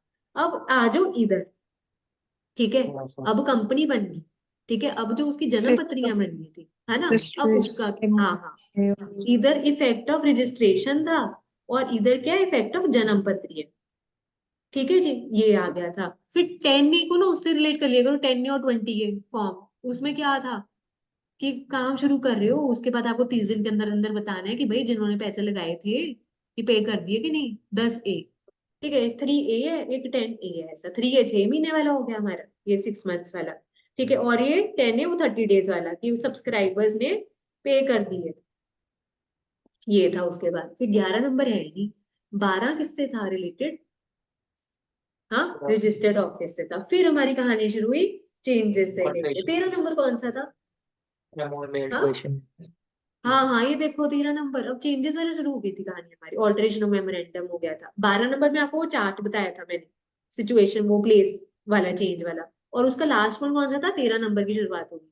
13 नंबर में पहली जन्म पत्री, 14 नंबर में दूसरी जन्म पत्री में चेंजेस। ठीक है, उसके बाद 15 कौन सा था? बिना देखे बताना, चाहे गलत बोलो कोई बात नहीं। भाई अब चेंजेस कर लिया आपने, ये देखो चेंजेस कर लिया अब आपने, सबको जो भी इन्फॉर्म कॉपी, करना हाँ है। हाँ हाँ, जो भी कॉपी आपको इन जन्म पत्रियों के आगे भेजनी है ना, उसमें चेंजेस इनकॉर्पोरेट करके भेजो। ठीक है, अब सपोज आपके अटेम्प्ट से पहले अमेंडमेंट आ गई, अब मैं जो बुक बांटूंगी उसमें अमेंडमेंट डाल के दूंगी ना, तभी फायदा है ना, ये चीज है। ठीक है, उसके बाद 16 नंबर कौन सा था? कौन सी चेंजेस की बात हो रही है? हाँ 16 16, हाँ रेक्टिफिकेशन ऑफ नेम, वो वाली चेंज की बात हो रही है, कि वो सरकार और वो रजिस्टर्ड ट्रेडमार्क का प्रोप्राइटर, उसमें टाइम लिमिट क्या थी? 3 महीने, 3 महीने, और वो कब दे सकते हैं? 3 साल 3 साल. तक। हाँ एप्लीकेशन वो था। फिर उसके बाद एक और था हमारा लास्ट सेक्शन इसका, ये वाली 70 नंबर। हाँ भाई, जो कोई मांग रहा है उसकी इच्छा पूरी की जाए, और वो फ्री में नहीं मांग रहा, वो पैसे देगा तो उसको दे दो। ठीक है, ये किया हमने। उसके बाद हमारा थर्ड पार्ट शुरू हुआ था, ये चैप्टर का मिसलेनियस पार्ट, छोटू पोटू वाला पार्ट। ठीक है, क्या था? अब 18 नंबर पे आ जाओ, बिना देखे करो ट्राई बच्चों, ऐसी याद होने वाली है सेक्शन। हाँ, कन्वर्जन ऑफ कंपनीज, ठीक है। और आगे क्या था हमारा इधर 19 नंबर में? हाँ भाई, सब्सिडरी कंपनी का कोई हक नहीं है वोट डालने का, होल्डिंग कंपनी की मीटिंग में, तो उसका और क्या मतलब हो गया? वो शेयर्स नहीं होल्ड करके रख सकता अपने मम्मी पापा, वेलकम। ये क्या? उसके बाद सेक्शन 20 ना, बहुत कॉमन है, सेक्शन 20 के हिसाब से आप डॉक्यूमेंट्स भेजोगे। सेक्शन 20 कैसे भेजने डॉक्यूमेंट? वही कंपनी के रजिस्टर्ड ऑफिस में, और उधर रजिस्ट्रार को ऐसे, वो पोस्ट वाला है ना, पोस्ट वाला अलग था एक पॉइंट उसमें। ये था। आगे क्या था 21 नंबर में?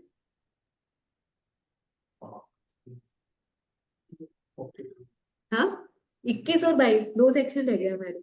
हाँ जी बोलो, 21 पे क्या साइन है? करने में.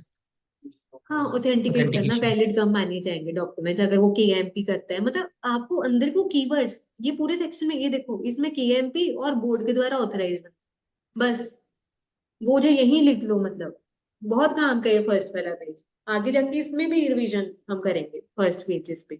ठीक है, फिर 22वें पे वो बिल ऑफ एक्सचेंज।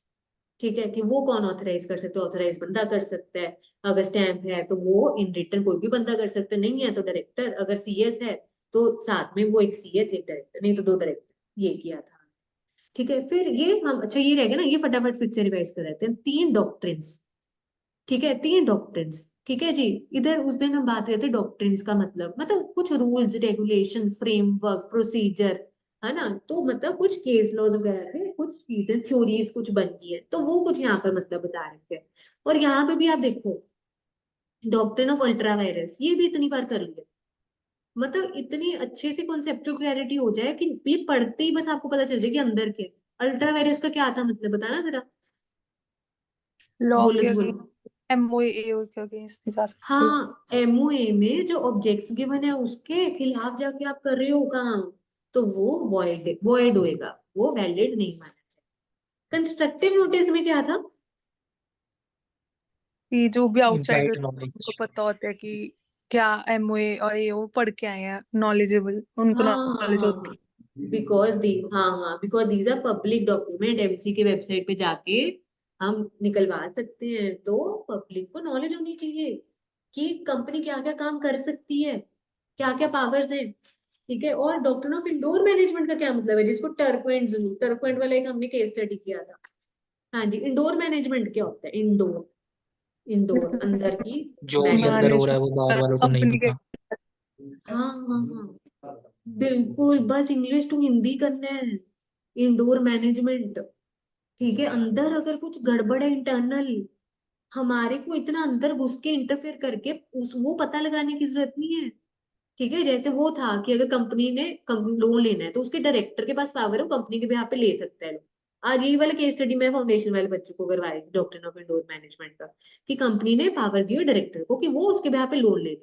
ठीक है, पर आप बताओ वो पावर कैसे मिलती है? मीटिंग बुलाई जाती है, रेजोल्यूशन पास होता है ना, वोटें डलती है प्रॉपर, ये सब। अब हमने अगर डील करना है, लोन देना है, ठीक है, तो हमने उसके आर्टिकल्स में देख लिया कि कंपनी ने अगर लोन लेना है डायरेक्टर कर सकते हैं डील, और कंपनी का डायरेक्टर ही तो डील कर रहा है। अब आप बताओ, क्या मैं इतना इंटरनल घुस के वो पता लगाऊं कि मीटिंग हुई थी या नहीं हुई थी, तो कब हुई थी, प्रॉपर हुई थी कि नहीं, मेंबर्स आए थे कि नहीं, मेंबर्स ने वोट डाली कि नहीं डाली, तो कितनी डाली, रेजोल्यूशन पास हुआ या नहीं। क्या इतने चक्करों में मेरे को पढ़ना चाहिए? बताओ, इतना इंटरनली मेरे को पता लगाने की जरूरत है? मैं तो सीधा सीधा मैंने आर्टिकल्स में ये देखा कि कंपनी ने किसको दी हुई है पावर, डायरेक्टर, और डायरेक्टर ही मेरे साथ डील करे बस। बाकी मैं मानूंगी सब किया ही होगा ना यार, पावर दी होगी इसको प्रॉपर तरीके से।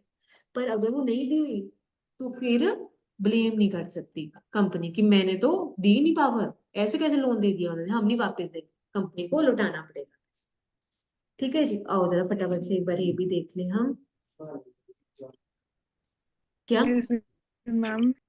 हाँ जी, हाँ जी। मैम, एंट्रेंचमेंट और ओवरराइडिंग ऑफ मेमोरेंडम में डाउट है, दोनों में अच्छा डिफरेंस समझा दो। अच्छा अच्छा, एक तो आपने वो इंट्रेंचमेंट वाला, और कौन सा कह रहे हो?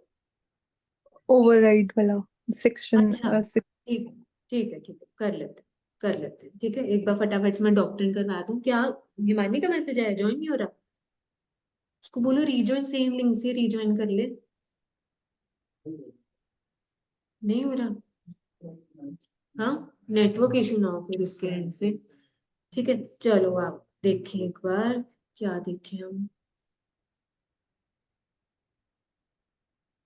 हाँ, डॉक्टर ऑफ अल्ट्रावायरस, ठीक है, बस यही था। ये देखो ऑलरेडी कर चुके अल्ट्रावाइज का मतलब बियॉन्ड द पावर जाके हमने करने, कंपनीज एक्ट में जो दे रखे हैं और उसके मेमोरेंडम में जो चीजें दे रखी है उसके बाहर जाके चीजें हम कर रहे हैं।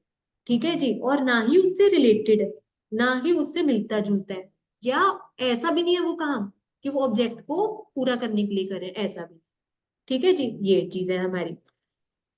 और फिर आगे देखो, ये एक हमने Ashbury railway carriage and iron company limited versus Riche वाला किया था। ये याद है, रेलवे वाला काम कर रहा था सारा, और यहाँ पे रिची ने कहा कि क्या करो, क्या करो, इधर रिची ने कहा हाँ फाइनेंस कर दो काम, रेलवे वाला। हाँ हाँ हाँ, तो फाइनेंस प्रोवाइड करने वाला तो ना इसका काम था। ठीक है जी, तो ये हमने किया था कि ये वाली जो ट्रांजेक्शन होती है, इफेक्ट क्या होता है, ये वॉइड होती है, नॉट वैलिड। ठीक है, नॉट वैलिड बाय रेक्टिफिकेशन।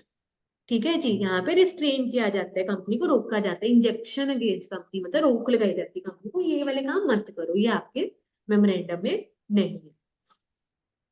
और क्या था यहाँ पर? हाँ, पर्सनल लायबिलिटी अगर करते हो तो आप अपनी जेब से भरपाई करो, ये हमने किया था। और क्या किया था? अल्ट्रा वायरस अक्वायर्ड प्रॉपर्टी, अगर आपने कुछ ऐसे काम कर लिए जिसके बदले में आपको प्रॉपर्टी मिल गया, आप प्रॉपर्टी होल्ड करके रख लो, ठीक है, पर वो काम वगैरह नहीं कर सकते वो वाला आप, ठीक है, फिर वापस दे देना। ठीक है, फिर आगे ये क्या था हमारा? एक्ट, अल्ट्रा वायरस, डायरेक्टर और आर्टिकल्स, इसका क्या मतलब है? बोलो जी बोलो।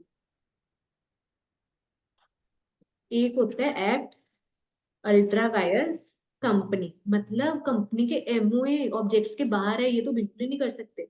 अब यहाँ पे क्या लिखा है? अल्ट्रा वायरस डायरेक्टर्स, मतलब कंपनी के एमओए के तो विद इन है, पर डायरेक्टर की पावर्स के विद इन नहीं है। ठीक है, ये मतलब है। और सेम अल्ट्रावाइज आर्टिकल्स का क्या मतलब हो गया? एमओए वाली ऑब्जेक्ट्स में तो उसमें है वो चीजें, पर आर्टिकल्स में नहीं है वो चीजें मेंशन। ठीक है जी, तो ये वाली चीजें क्या हो जाएंगी? नॉट ऑल टुगेदर वॉइड, ये एक तरह से पूरी की पूरी, हम वो नहीं बोल सकते इनवैलिड है। इनको कैसे हम करें प्रॉपर तरीके से? परमिशन ले सकते हैं मेंबर्स, रेक्टिफाई, मतलब पहले जिसकी परमिशन नहीं थी अब ले लो, रेक्टिफाई कर लो, अब वोट डलवा लो, ठीक है, अब अप्रूवल ले लो। ठीक है जी, ये चीज हो गया। और ये आया समझ में, ये वाला पॉइंट? हाँ जी बच्चों, ये वाला आया यस। पॉइंट समझ? और फिर लास्ट में कंक्लूडिंग पॉइंट क्या किया हुआ है? कहते हैं ये जो कहानी हम ऑब्जेक्ट लॉस वाली कर रहे हैं इसके खिलाफ नहीं जाना, वो वॉइड होगा, ये सब कहते पहले ये चेंज नहीं कर पा रहे थे। ठीक है, अब क्या है? कहते ऑब्जेक्ट क्लॉज भी क्या कर सकते हैं हम? इजिली ऑल्टर कर सकते हैं, कैसे? By passing special resolution. कहते अब ऑब्जेक्ट क्लॉज भी चेंज हो जाता है हमारा। ठीक है, ये पहले था कि भाई मेमोरेंडम में चेंजेस, ऑब्जेक्ट क्लॉज में चेंजेस नहीं हो पाती थी, अगर हो पाती थी बहुत मुश्किल होता था। अब इसको भी स्पेशल रेजोल्यूशन पास करके ऑब्जेक्ट क्लॉज में चेंजेस हो सकते हैं। अभी ऊपर करके नहीं है हम, चेंज इन ऑब्जेक्ट क्लॉज, याद नहीं आपको भी करके हैं ऊपर? कौन सा सेक्शन था? सेक्शन 13 सेक्शन 13 अनलकी नंबर जो बोलते हैं, 13 से चेंजेस ऐसे याद कर सकते हो। ठीक है, 12 तक रजिस्टर, और उससे वो देखो वो जो चार्ट बनवाया था आपको 12 नंबर में, चेंज ऑफिसेज वाला, चेंज इन प्लेस वाला, है ना, उसमें 13 नंबर में स्टेट में चेंज वाला था। ठीक है, वहां से 13 की कहानी शुरू होगी थी, ऐसे करके। ठीक है जी, तो वो डॉक्यूमेंट सबमिट करके फॉर्म भर के ऑब्जेक्ट क्लॉज में भी चेंजेस हो सकती है, ये किया था हमने। फिर आगे देखो डॉक्ट्रिन ऑफ कंस्ट्रक्टिव नोटिस। ठीक है, वही जो पर्सन डील कर रहा है, हम अज्यूम करते हैं उसको नॉलेज है। ठीक है, और सेक्शन 399 में इसको पब्लिक डॉक्यूमेंट बोला हुआ कि ये पढ़ के आएगा, समझ के आएगा, और कुछ इसके खिलाफ नहीं किया जाएगा। फिर इसमें हमने कौन सा किया था, कोटला वेंकट स्वामी वर्सेस आर रेमूर्ति। ठीक है, इसमें कुछ डॉक्यूमेंट्स वगैरह की बात हो रही थी, आर्टिकल ऑफ एसोसिएशन की बात हो रही थी कि कौन डॉक्यूमेंट एग्जीक्यूट या साइन कर सकता है, उससे रिलेटेड था। ठीक है जी, यहाँ पर आर्टिकल्स में कुछ और लिखा हुआ था, डीड में कुछ और, एक्चुअल में एग्जीक्यूट हुआ डॉक्यूमेंट। तो ये डिसीजन क्या माना जाएगा, इनवैलिड माना जाएगा। ठीक है जी, ये हमने किया था। याद है कि नहीं ये वाला? हाँ, ये याद है ना? ये में कहा कि सारे डॉक्यूमेंट्स ये 3 लोगों के द्वारा साइन होने चाहिए, पर उन्होंने एक डॉक्यूमेंट एग्जीक्यूट कर दिया, सिर्फ 2 लोग थे इसमें। ठीक है जी, तो ये डिसीजन लिया कि ये डॉक्यूमेंट वैलिड नहीं माना जाएगा, बेशक लोगों ने सब सही मंशा से, इंटेंशन से किया हुआ। ठीक है, एंड मनी भी यूटिलाइज हुई है for the benefit of company. ठीक है जी, तो पर ये इनवैलिड माना जाएगा, क्योंकि आर्टिकल्स में लिखा होता है कि 3 लोग साइन करेंगे, तो 3 लोग के होने चाहिए उसको वैलिड माने। ठीक है, ये था। देन हमारा लास्ट क्या है, डॉक्ट्रिन ऑफ इंडोर मैनेजमेंट। ठीक है, कि भाई इन फेवर ऑफ आउटसाइडर, बाहर के लोगों के बचाने वाला ही काम हो रहा है एक तरह से, कि आउटसाइडर जो डील कर रहे हैं वो इंटरनल मैनेजमेंट में इंक्वायर करके हर चीज पता लगे, वो जरूरत नहीं है उनको, उनके हिसाब से सब डन रेगुलरली हो रहा है। ठीक है, प्रोटेक्टेड फ्रॉम इरेगुलरिटी। ठीक है, और जन्म पत्रियों की उनको इंफॉर्मेशन थी, पब्लिक डॉक्यूमेंट से। ठीक है, इसका क्या असर हो जाएगा? ठीक है जी, अगर उनको नहीं पता था कि अंदर कुछ गड़बड़ चल रही है, तो फिर एक तरह से ये बेनिफिट, फायदा पहुंचाएगा आउटसाइडर्स को, ताकि इसके कारण कंपनी गलत फायदा ना उठा ले बाहर वाले लोगों का। ये चीज था इसमें। हमने टर्क वाला, ये ना केस लॉ था, तभी इसका टर्क जरूर नाम दे दिया इसी डॉक्ट्रिन को, थ्योरी। ठीक है, Royal British Bank versus Turk. अगर आपको याद हो क्या था इसमें, वही वाली कहानी है जो भी केस स्टडी आपको बता रही थी, याद है आपको? है ना, कि कंपनी के ईओ में क्या लिखा हुआ था, कि डायरेक्टर्स क्या कर सकते हैं कंपनी के बिहाफ पे, बोरो कर सकते हैं मनी। ठीक है, अब वो पावर कैसे मिलती है, रेजोल्यूशन वगैरह पास करके, वोटे डल के कि ये वाला डायरेक्टर ऑथराइज है। ठीक है, अब वो किसी ने बोरो कर लिया डायरेक्टर ने। ठीक है, पर एक्चुअल में कोई रेजोल्यूशन नहीं पास हुआ था, बाहर वाले लोगों ने तो यही मानना ना कि किया होगा, रेजोल्यूशन मीटिंग बुलाई होगी, पर एक्चुअल में था नहीं। हम तो पर ये अज्यूम करेंगे ना कि सब सही तरीके से हुआ होगा, तो उस चीज का नुकसान भी झेलेंगे बाहर वाले लोग। ठीक है, अगर कंपनी के डायरेक्टर ने कंपनी के बिहाफ पे पैसा ले लिया, अब उसको मोड़ना पड़ेगा पैसा। ठीक है जी, ये किया था हमने। और क्या है इधर, हाँ, तो बस वही है कि no knowledge of internal regularity, तो बाहर वाले लोगों को जन्म बच्चों की इंफॉर्मेशन होनी चाहिए, वो जरूरी है, पर ना कि इंटरनल अंदर काम कैसे चल रहा है, ठीक चल रहा है नहीं चल रहा, वो इतना पता लगाने की उनको कोई ड्यूटी नहीं है। ठीक है, हम यही मानते हैं कि सब सही चल रहा है, इंटरनल मैटर सब सही चल रहा है। ये था। देन आगे क्या हमारा एक्सेप्शन, क्या एक्सेप्शन है इधर हमारे? हाँ जी, क्या थे इधर एक्सेप्शंस ये वाले डॉक्ट्रिन के, कि भाई अगर उसको पता था अंदर गड़बड़ है तो भी उसने किया, तो फिर कंपनी का कसूर नहीं। दूसरा, भाई अगर थोड़ी सी मेहनत करके पता लगा सकता था यार, पर उसने लगाया नहीं, तो भी फिर ये गलत बात है। ठीक है जी, एक ये हो गया। फॉर्जरी, अगर कुछ हेरा फेरी की है, गलत मलत की है चीजें, ठीक है, तो वो तो डॉक्यूमेंट वैसे ही नॉट वैलिड करार कर दिया जाएगा, वॉइड डिक्लेयर कर दिया जाएगा। अगर डॉक्यूमेंट में कुछ हेरा फेरी किया, इधर उधर साइन किया, कुछ किया, तो फिर वो डॉक्यूमेंट ही इनवैलिड है, तो वो ट्रांजेक्शन भी इनवैलिड मानी जाएगी फिर। ठीक है, ये चीज था। फिर और क्या की है, नो नॉलेज ऑफ एमओए। ठीक है जी, अगर आपको नॉलेज ही नहीं थी, no knowledge of MOA, if outsider has no knowledge of provisions contained in MOA. ठीक है जी, तो यहाँ पर एक बेनिफिट ऑफ डॉक्ट्रिन कहते हैं आपको ये नहीं मिलेगा। आपको पब्लिक डॉक्यूमेंट्स की इन्फॉर्मेशन पता होना जरूरी था, उसमें क्या लिखा हुआ था कंपनी के बारे में, कि कंपनी के बिहाफ पे डायरेक्टर कर सकते हैं, कहते इतना तो पता होना चाहिए था ना आपको, अगर ये भी नहीं पता तो फिर कोई गलती नहीं है इसमें कंपनी की। ठीक है, तब नहीं आपको इसका फायदा मिलेगा, डॉक्ट्रिन ऑफ इंडोर मैनेजमेंट या टर्पमेंट रूल या जो भी। इलीगल है अल्ट्रा वाइज ट्रांजेक्शन, भाई अगर इलीगल काम कर रहे हो आप लॉ के तो वो सख्त खिलाफ है, वो तो आप बिल्कुल ही नहीं कर सकते, अगर करोगे वो तो इलीगल करार कर दिए जाएंगे, तो वो तो बिल्कुल ही खत्म है काम, वो कर ही नहीं सकते, आगे बढ़ ही नहीं पाए। हाँ जी बच्चों बोलो जी, समझ आया यहाँ तक? बोलो जी बच्चों बोलो। Yes ma'am. ठीक है जी, अब बताओ, थोड़ा पहले से और क्लियर हुई चीजें? मतलब जितनी बार रिवाइज करते जाओगे ना, अब आगे क्वेश्चंस करेंगे और चीजें रिटर्न प्रैक्टिस होंगी तो और क्लियर होती जाएंगी चीजें। बड़ी है चीजें पर सिंपल है, मुश्किल नहीं। ठीक है, हाँ जी जसदेव आप कुछ डाउट बोल रहे थे ना? हाँ जी मैम। मैम वो एनरेंजमेंट और ओवरराइड ऑफ मेमोरेंडम, वो मैम हाँ। एक केस स्टडी है बुक में, तो आई थिंक वो अच्छा उसमें उससे क्लियर हो जाएगा, तो वो सेम ही है, इसलिए मेरे को डाउट है इन दोनों में। अच्छा अच्छा, फिर हम वो क्वेश्चन ही निकाल लेते हैं। कौन सा क्वेश्चन है बताओ, किया किसी ने क्वेश्चन? कौन सा क्वेश्चन नंबर है बताओ? मैं मॉड्यूल यही है मेरे पास, ये देखो निकाल लेते हैं, क्वेश्चन निकाल लेते हैं, अभी टाइम भी है हमारे पास। डाउट ही पूछ लो आप। हाँ जी बताओ, पेज नंबर बता दो, क्वेश्चन नंबर बता दो, कौन सा है question page number? Number 2.69, question number 1। 2.69, अच्छा बैक क्वेश्चन में कह रहे हो ना? ठीक है। Yes ma'am.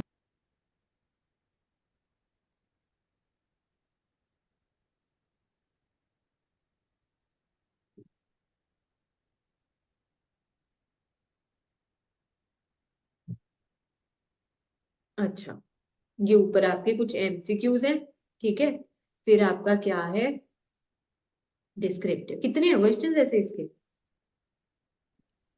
13 है आई गेस। हाँ, कितना टाइम लगेगा, कर लेना, क्यों पेंडिंग करी जा रहे हो? अभी पिछले भी, पिछले रहते हैं ना अभी भी, डिपॉजिट्स के, डिपॉजिट था, कौन सा था पिछला चैप्टर हमारा? है, कौन सा था हमारा, डिपॉजिट्स था या फॉरेन?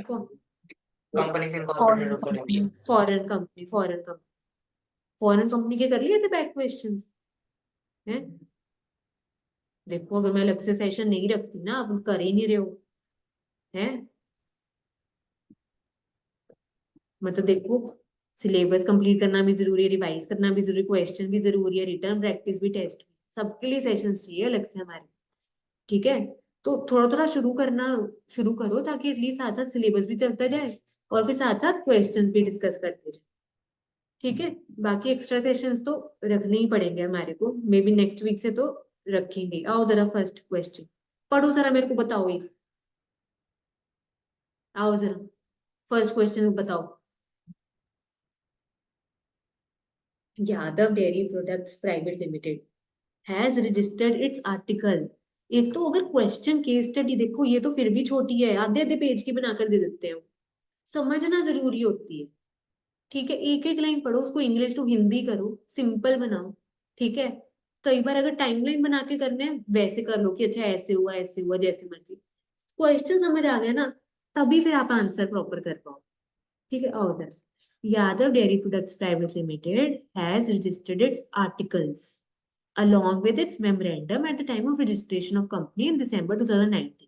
ठीक है, ये आप बताओगे आंसर इसके? ठीक है करो, बताओ जरा, क्वेश्चन समझो पहले। Now, directors of company are of the view that provisions of articles regarding forfeiture of shares should not be changed except by resolution of 90% majority।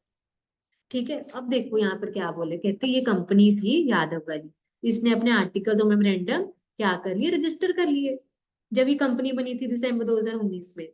अब डायरेक्टर्स को लग रहा है कि क्या होना चाहिए, कहते आर्टिकल्स में ना कुछ ऐसी चेंज होनी चाहिए जिसके कारण जो फॉर फीचर ऑफ शेयर, याद है स्कूल में पढ़ते होते थे फॉर फीचर ऑफ शेयर्स वगैरह, वो सब कितने इशू किए, इतने फॉरफिट हो गए, फिर वो उसकी एंट्रियां डालते थे वो चीज। कहते ये जो फॉरफिट ऑफ शेयर्स की बात है, कहते कि ये should not be changed except by resolution of 90% majority। 90% यहाँ पे मेजोरिटी, क्या मतलब वो इस लाइन का? वो शेयर फॉर फीचर नहीं हो सकते 90% जब तक मेजोरिटी ना हो। रेजोल्यूशन। हाँ ये देखो, ये ना इंटरनल मैटर है। आर ठीक है, ये यहाँ पर क्या है, फोर फीचर ऑफ शेयर्स, ये एक इंटरनल मैटर है कंपनी के रूल्स एंड रेगुलेशन का, तो आर्टिकल्स में इसके बारे में दे रखा है। तो कहते हैं provision of articles regarding four feature of shares should not be changed. जो उस कंपनी ने फॉर फीचर ऑफ शेयर्स के रिगार्डिंग जो रूल्स रेगुलेशन डाले हुए हैं, कायदे कानून नियम डाल रखे हैं, ठीक है जी, वो कहते हैं वो चेंज ना कर पाए कोई, तब तक ना कर पाए जब तक कि 90%। 90% वोटिंग ना डल जाए। ठीक है जी, तो अगर मैं यहाँ पर बात करूं, देखो सुनो, यहाँ पे ऑर्डिनरी रेजोल्यूशन और एक स्पेशल रेजोल्यूशन, ये आपको दो जनरल मैंने बातें बताई थी कि ऑर्डिनरी रेजोल्यूशन मतलब ऐसे डिसीजन जिसके लिए हमारे को, ऐसे काम जिसके लिए हमारे को मेजोरिटी चाहिए मोर देन 50%। एक आपको स्पेशल काम, स्पेशल बिजनेस, ऐसे वो काम बताए थे जिसके लिए ज्यादा वोट चाहिए होगी वो पास करने के लिए। इसमें कहा था कम से कम हमारे को 75% वोटिंग चाहिए। तो अब ये देखो, ये भी एक तरह से रेजोल्यूशन है, स्पेशल रेजोल्यूशन, पर ये वाला नहीं, ये आपको जनरल बताई थी, जो जनरल चीजें चलती है, इसके ऊपर भी ये बात चल रही है ये वाली, कि यहाँ पे ना 50 है ना 75 है, कहते 90% वोटिंग चाहिए हमारे को। अगर मीटिंग बुला के मेंबर्स 90% मेंबर्स मान गए इस बात को, तो आप जीत गए, आपकी जीत है। आप बदल डालो आर्टिकल, जन्म पत्रियों में चेंजेस कर डालो फिर आप। ठीक है, तो ये ना, ये देखो आप ये समझ रहे हो यहाँ पे क्या टॉपिक आ गया हमारा, क्या टॉपिक आ गया हमारे यहाँ पे, कौन कि सा वाला आ गया। एमओए को फॉलो करना है। ऑल्टरेशन का, हाँ ऑल्टरेशन या इंट्रेंचमेंट। ठीक है, इंटरेक्शन वाला। हाँ हाँ हाँ, कि ये देखो अब आप इसको रिलेट करो, देखो तभी ना क्वेश्चंस करने बहुत जरूरी है। अब हमने इंट्रेंचमेंट वाला टॉपिक किया, ठीक है, उसको मैंने समझाया था, बच्चों के डाउट थे तब भी क्लियर किया, उसको अप्लाई कहाँ करेंगे क्वेश्चन में। अब देखो ये ऐसी प्रोविजन ये आर्टिकल्स में डालना चाह रहे हैं जिसके कारण ये मुश्किल हो जाए चेंज करना, समझ रहे हो। इंट्रेंचमेंट क्या बताया था, इंट्रेंचमेंट मतलब कुछ ऐसा प्रोविजन डालना हमने जन्म पत्र में ताकि लोग उसको बदल ही ना पाए या मुश्किल हो जाए बदलना। अब देखो बहुत मुश्किल होगा 90% लोग मान जाए उस बात, ठीक है, 50% मानना था, 75, अब इसमें तो 90% बोल दिया कि एक तरह से सबकी ऑलमोस्ट सहमति हो जाए तब ये काम पॉसिबल है, नहीं तो नहीं कोई काम नहीं कर पाएगा। और स्ट्रॉन्ग बनाना ये प्रोविजन को और प्रोटेक्ट करना, याद है ये वर्ड यूज किए थे हमने इंट्रेंचमेंट वाले उस यस मैम। क्लॉज में। ठीक है, तो ऐसे रिलेट करना है, क्वेश्चंस करने तभी जरूरी है। While as per Section 14 of Companies Act, articles may be changed by passing special resolution. One of the directors said they cannot make a provision against Companies Act. You are required to advise company on this matter. अब कहते section 14 कौन सा था बताओ जरा। Alteration of articles, articles. Articles 13 वाली, 13 से शुरू हो जाती है चेंजेस। सो 12 में वो रजिस्टर्ड ऑफिस वाला, फिर रजिस्टर्ड 13 ऑफिस। में वो मेमोरेंडम, एमओयू। जन्म पत्रियां, दूसरी जन्म पत्री। कहते उसमें बोला है कि स्पेशल आर्टिकल्स में चेंजेस कर लो, स्पेशल रेजोल्यूशन पास कर।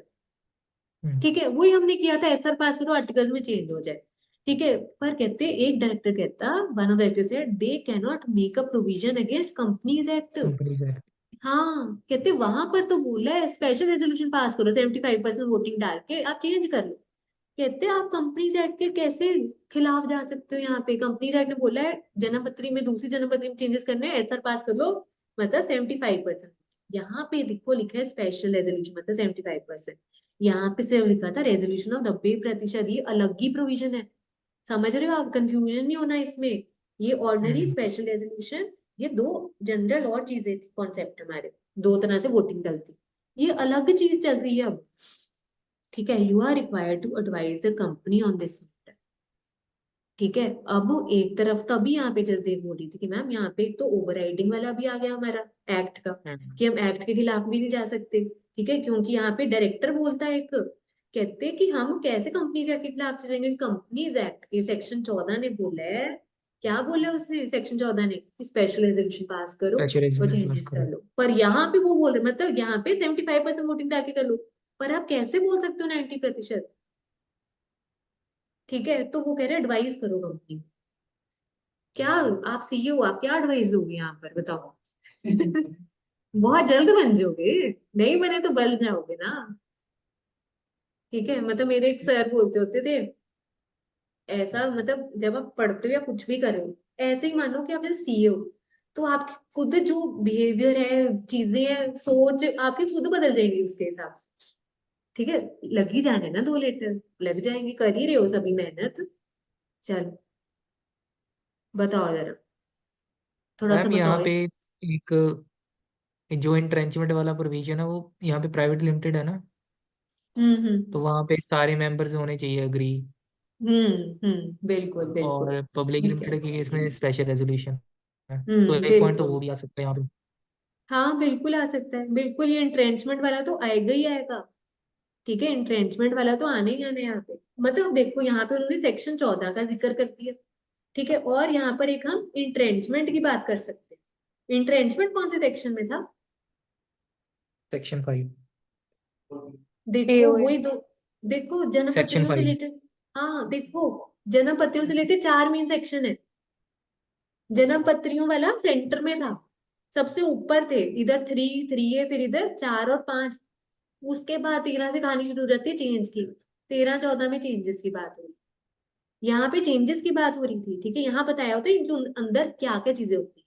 5 नंबर में आर्टिकल ऑफ एसोसिएशन था, उसके अंदर बताया था क्या क्या होते हैं, इंटरनल रूल्स रेगुलेशन होते हैं। और वहीं पे हमने ये देखो, एक बार अपने नोट्स निकाल लो। ठीक है, बहुत अच्छा क्वेश्चन है, वैसे में सभी क्वेश्चन बहुत अच्छे हैं। ठीक है, निकालो जरा। और हर चैप्टर के बाद ना छोड़ दिया करो कुछ कुछ पेजेस। चलो जी। हाँ, छोड़े नहीं हुए कुछ पेजेस आप? हैं? छोड़े है ना? ठीक है जी। आओ जरा, किधर गया? बस अब अगला सेक्शन है ये। हाँ ये देखो, आ गया सेक्शन 5। ये देखो। ठीक है, इसमें आपको मतलब जो भी आता है ना टॉपिक के स्टडी में, उसको रिलेट किया करो कौन से सेक्शन की बात हो रही है, उसमें चले जाया करो। ठीक है, उसमें हमने जाना है। फिर आर्टिकल्स में एक तो हमने कहा कि इंटरनल रूल्स एंड रेगुलेशन की बातें हैं। ठीक है, और ये चीजें होती है, और उसमें क्या होता है, प्रोविजन फॉर इंट्रेंचमेंट होता है। मतलब ये देखो, अब इसको रिलेट करो, जो चीजें मुश्किल हो जाए बदलना, उसको और स्ट्रॉन्ग प्रोटेक्टिव या और स्ट्रॉन्ग बनाने के लिए वो वाला प्रोविजन। ठीक है, तो कहते हैं आर्टिकल्स में ये भी चीज हो सकती है हमारी। ठीक है, और कैसे? नई कंपनी के इसमें फॉर्मेशन पे, पर ये वाली कौन सी कंपनी है? ऑलरेडी ये तो बन चुकी है ना कंपनी, एग्जिस्टिंग कंपनी। ठीक है, अब इसको कुछ चेंज करना है, प्रोविजन ऑफ इंट्रेंचमेंट डालना है, तो इसको आर्टिकल्स में बदलाव करना हो। ठीक है, और बदलाव कैसे? ये प्राइवेट कंपनी थी या पब्लिक कंपनी थी, बताना। ये प्राइवेट। प्राइवेट के केस में इधर क्या लिखा हुआ? ठीक है, इधर सब मेंबर्स के अप्रूवल चाहिए। ठीक है, पब्लिक कंपनी के केस में स्पेशल रेजोल्यूशन बोला होता है। ठीक है, और सेम ये सारी चीजें करने के बाद आपको ना रजिस्ट्रार को भी बताना है ये चीज है। ठीक है जी, आओ जरा वापस हमारे इस पे, मॉड्यूल पे आओ। देखो क्या समझ लगती है, सेक्शन 5 में इन्होंने किसको रिलेट कर दिया? प्रोविजन फॉर एंट्रेंचमेंट वाले को। ठीक है, नहीं तो बच्चे ना इसमें सिर्फ उसी को रिलेट करते हैं, सेक्शन 14 को, एओ को, कि स्पेशल रेजोल्यूशन करो पास और बस हो गया। ठीक है, इसमें एंट्रेंचमेंट भी डाल सकते हैं। ठीक है, स्पेसिफिक प्रोविजन ऑफ आर्टिकल्स में be altered only if more restrictive conditions than a special resolution are made. ठीक है जी, अब यहाँ पर क्या बोला है? Provision for entrenchment only be made इधर ऑन फॉर्मेशन, या वही वाली देखो कहानी बता रखी है, फॉर्मेशन पे और बाय अमेंडमेंट इन आर्टिकल। ये कौन सी वाली के केस में? ये ओल्ड कंपनी के केस में, अगर बन गई है तो आर्टिकल्स में चेंज कर लो। और प्राइवेट कंपनी के केस में इधर क्या बोला है? ये ऑल मेंबर्स की अप्रूवल चाहिए in case of private company, special resolution दूसरा पब्लिक कंपनी। मतलब वही है, पहली चीज अगर आपको लॉ समझ आ गई, अब उसको अप्लाई कैसे करना है, फिर आगे लिखना कैसे, ये 3 चीजें। ठीक है, ये चीजें आगे देखो, ये इंट्रेंचमेंट के बारे में है। where articles contain provision for entrenchment whether made on formation amendment company, और आगे रजिस्ट्रार को भी बताना है। अब आगे यादव की कहानी बता रखी है। कहते वो क्या है, तो प्राइवेट कंपनी है, और उनको क्या करना है? उसको प्रोटेक्ट करने हैं प्रोविजन, किससे related? For feature of shares, ताकि कोई उसको इतना आसानी से बदल ना पाए, इसलिए वो करना चाह रहे हैं ना ये। ठीक है, तभी तो यहाँ पे इंट्रेंचमेंट वाला ये प्रोविजन ले आया है, यहाँ पे यूज कर लिया। It means it wants to make entrenchment of article which is allowed, but company will have to pass a resolution taking permission of all members। 100% members की यहाँ पे वोटिंग कंसेंट चाहिए। ठीक है, और वो करने के बाद आरओसी को भी आपको बताना है कि आपने प्रोविजन डाली। हाँ जी, समझ आया या नहीं? सिंपल यहाँ पे क्या था, अगर आपने इधर क्वेश्चन में ही समझ लिया होता, ये देखो जरा, क्वेश्चन में सेक्शन 14 का जिक्र आपको कंफ्यूजन क्रिएट करने के लिए दिया हुआ है। सेक्शन 14 आपने कहा ये तो ऑल्टरेशन ऑफ एओ है, आप उसकी कहानियों में चले जाओगे सीधा, स्पेशल रेजोल्यूशन के बारे में लिख दोगे और आंसर गलत। ठीक है, पर फिर भी देखो स्टेप मार्किंग होती है, पूरा का पूरा तो नहीं काटा लेगा, पर नंबर ज्यादा भी नहीं मिलेगा। ठीक है, तो चलो एक आधा नंबर मिल जाएगा। ठीक है, पर यहाँ पर जब आप ये लाइन पढ़ रहे हो, देखो ये मेन हाईलाइटिंग यहाँ पे पॉइंट है, मैं highlight- बहुत अच्छा क्वेश्चन है। ये देखो, should not be change except by resolution of 90, मतलब ये प्रोविजन यहाँ पर वो डालना चाह रहे हैं। जब ये लाइन आपने पढ़ी ना, एकदम समझ आना चाहिए कुछ आर्टिकल्स में ऐसा डालना चाह रहे हैं ताकि उसको मुश्किल हो जाए बदलना। और इसी को हम क्या बोल सकते हैं, इसी को हम वर्ड यूज कर रहे थे, इंट्रेंचमेंट। तो आपको ध्यान आना चाहिए, तो हमने सेक्शन 5 अप्लाई करना है यहाँ पे। समझ आया आपको? आपने बच्चे कर देते हैं यहाँ पे सेक्शन 14, पर आपको करना था सेक्शन 5 अप्लाई। और यहाँ पे देखना था, एक तो पहले ये प्राइवेट कंपनी है या पब्लिक कंपनी है, प्राइवेट ही, प्राइवेट के केस में 100% मेंबर्स की क्या चाहिए वोटिंग। बताओ, मतलब एक छोटा सा ट्विस्ट था इस क्वेश्चन।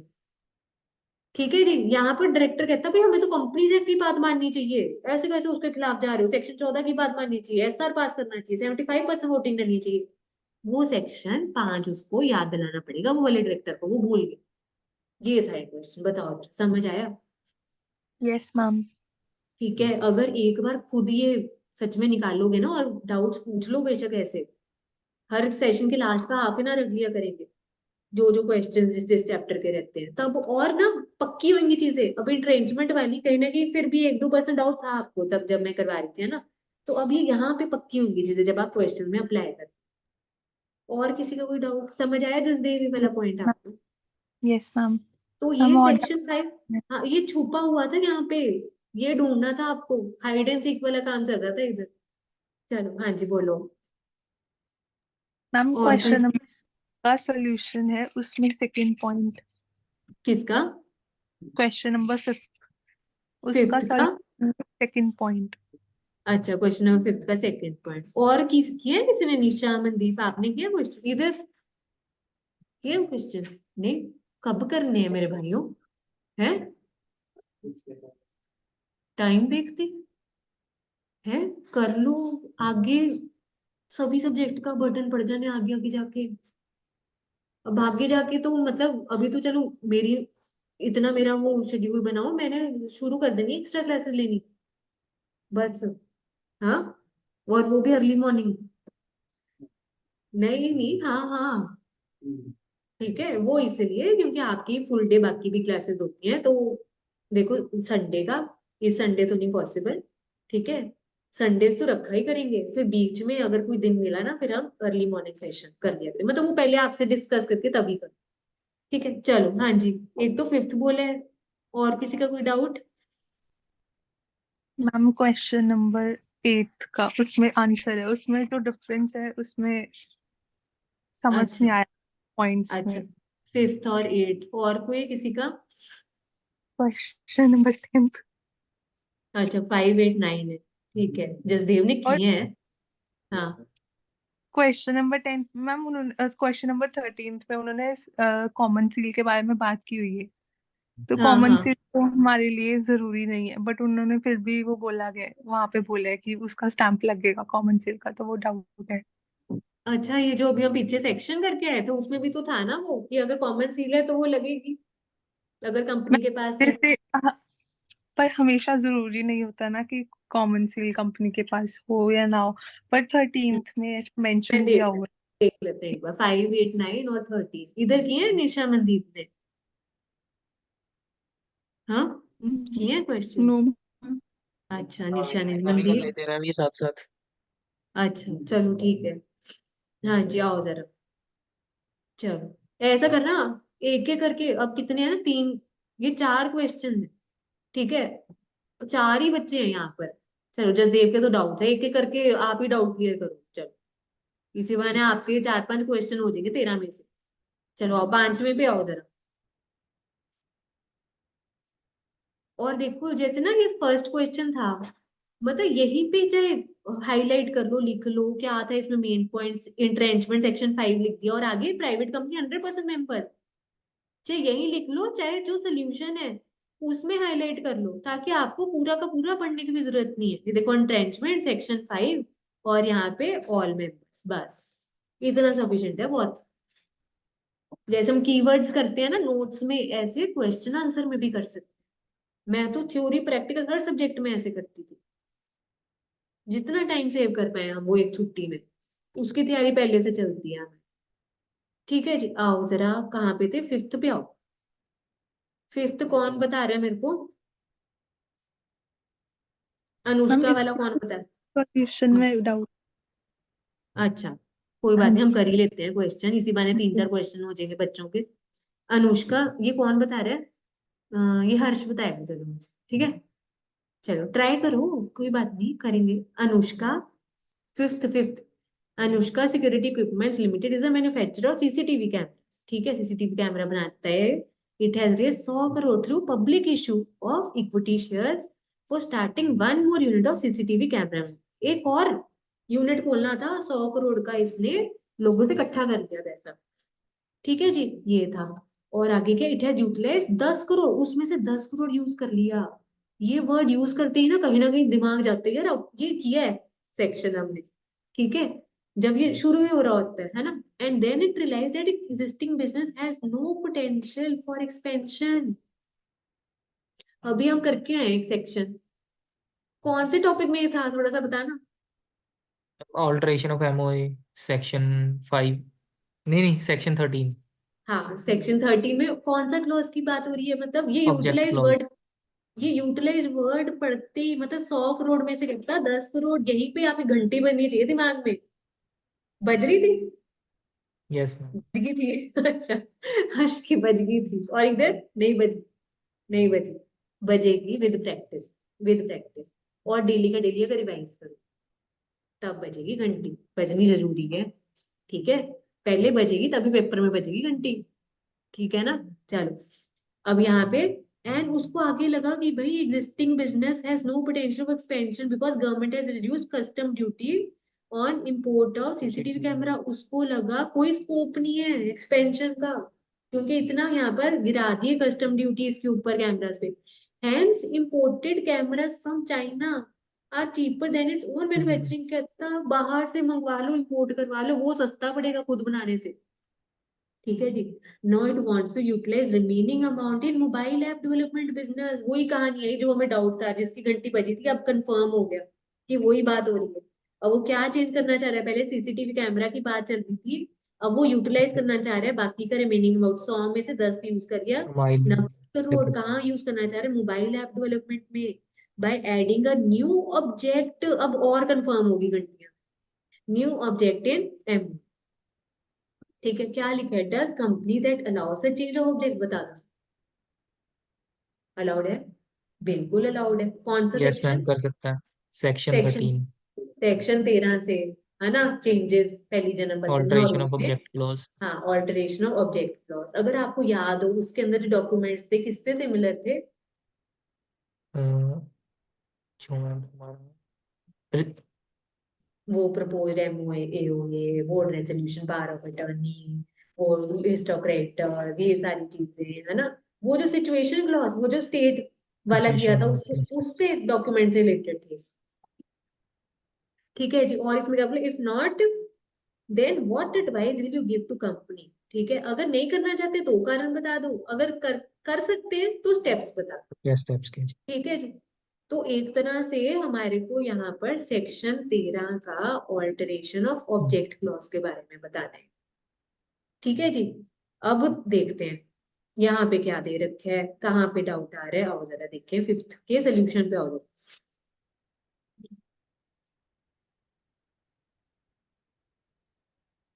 ठीक है, वही सेक्शन 13 की कंपनी अगर रेस करी है पब्लिक से, ठीक है, और अगर अनयूटिलाइज्ड अमाउंट है आपके पास, और अब उसको दूसरी जगह आप यूज करना चाहते, दूसरे ऑब्जेक्ट मतलब चेंज करना चाह रहे हो ऑब्जेक्ट, तो वो तभी कर पाओगे अगर आपने स्पेशल रेजोल्यूशन पास की है उसके लिए। और फिर वही देखो, आगे वही वाला प्रोसीजर बताया हुआ है क्या, कि एक तो आपने क्या किया, उसको अखबार में छपवा दिया है, वो सारी चीजें है ना, वर्नैकुलर और इंग्लिश लैंग्वेज में वो सारी चीजें। और जो लोग नहीं मान रहे, अच्छा आपको याद है ऑब्जेक्ट क्लॉज में हमने क्या किया था? अपॉर्चुनिटी जो टू लोग, एग्जिट। हाँ हाँ हाँ, जो मेंबर्स ने भाई पैसे पहले पैसे क्यों लगाए थे, क्योंकि उसने सीसीटीवी कैमरा बनवाने थे। अब वो कह रहे भाई मैंने तो वो करना है मोबाइल ऐप में डेवलपमेंट।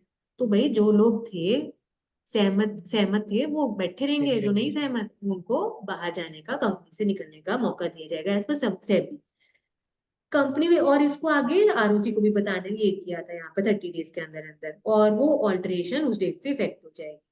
हाँ जी, अब आगे क्या लिखते हैं, looking at the above provision we can say company can add the object of mobile application its memorandum.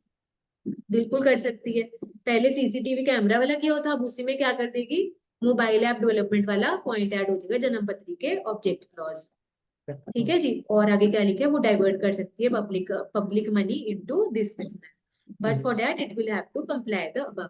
समझ आया? बस यहाँ पे क्या कॉपी पेस्ट कर दिया इन्होंने, सेक्शन 13, सेक्शन सेक्शन 2। 13 में भी ऑल्टरेशन ऑफ ऑब्जेक्ट क्लॉज, बस वो किया कॉपी पेस्ट, पहले वो प्रोविजन समझा दी और लास्ट में इधर कंक्लूजन दे दिया, ये वाला। हाँ जी बताओ जसदेव, यहाँ पे क्या था? ओहो, ये तो हर्ष ने बताना था, मैंने बता दिया था। हाँ जी जसदेव, आया समझ? यस मैम, उसमें जो ये शेयर होल्डर जो एग्जिट वाला पॉइंट था वो ही समझना था, हो गया क्लियर। अच्छा, हाँ उसमें ये होता है कि जो लोगों ने भाई पैसा लगाया था वो मान के सीसीटीवी कैमरा, अब वो भाई ऑब्जेक्ट ही चेंज हो रहा है, तो उनको जोर मैम जबरदस्ती से रोका नहीं जाएगा, वो उनको मौका दिया जाएगा कि आपको छोड़ के जाने, आप खुशी खुशी जा सकते हैं, पर आपको सेफ्टी की रेगुलेशंस फॉलो करनी पड़ेगी। बस ये मैम यहाँ पे डिसेंटिंग का मीनिंग क्या है? क्या जी, डिसेंटिंग जो मान नहीं रहे, जो मान नहीं रहे, ठीक है, जिन्होंने अप्रूवल नहीं दी, जैसे मर्जी लिख लो, नॉट अप्रूविंग मतलब not consenting to this change in object, ऐसे लिख सकते।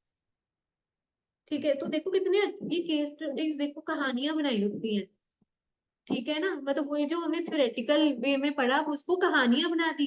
गेस गेस वर्क है कौन सा प्रोविजन लग रहा है, ठीक है, गेस वर्क है पूरा। ठीक है, तो काफी बच्चों ने बता दिए थे यहाँ पे। ठीक है, और बताओ कौन सा था आपका क्वेश्चन नेक्स्ट? 8th, 8 यस आ जाओ, मैम। 8th पे आओ जरा। कितने इंटरेस्टिंग है देखो, अगर हमारे को प्रोविजन मतलब क्वेश्चन पढ़ते ही याद आ जाता है। आओ जरा 8, चलो 8th पे आओ। Manglu and friends got registered company in the name of Taxmann advisory private limited. ये दो लोग थे, मंगलू एंड उसके दोस्तों ने मिलकर प्राइवेट लिमिटेड कंपनी बनाई, और क्या कर लिया, रजिस्टर्ड ट्रेडमार्क कर दिया। 5 साल बाद इसका जो ओनर था भाई, क्या बात है, इस बार घंटी सबसे पहले किसकी बजी आयुष जो पहले नहीं बजी थी।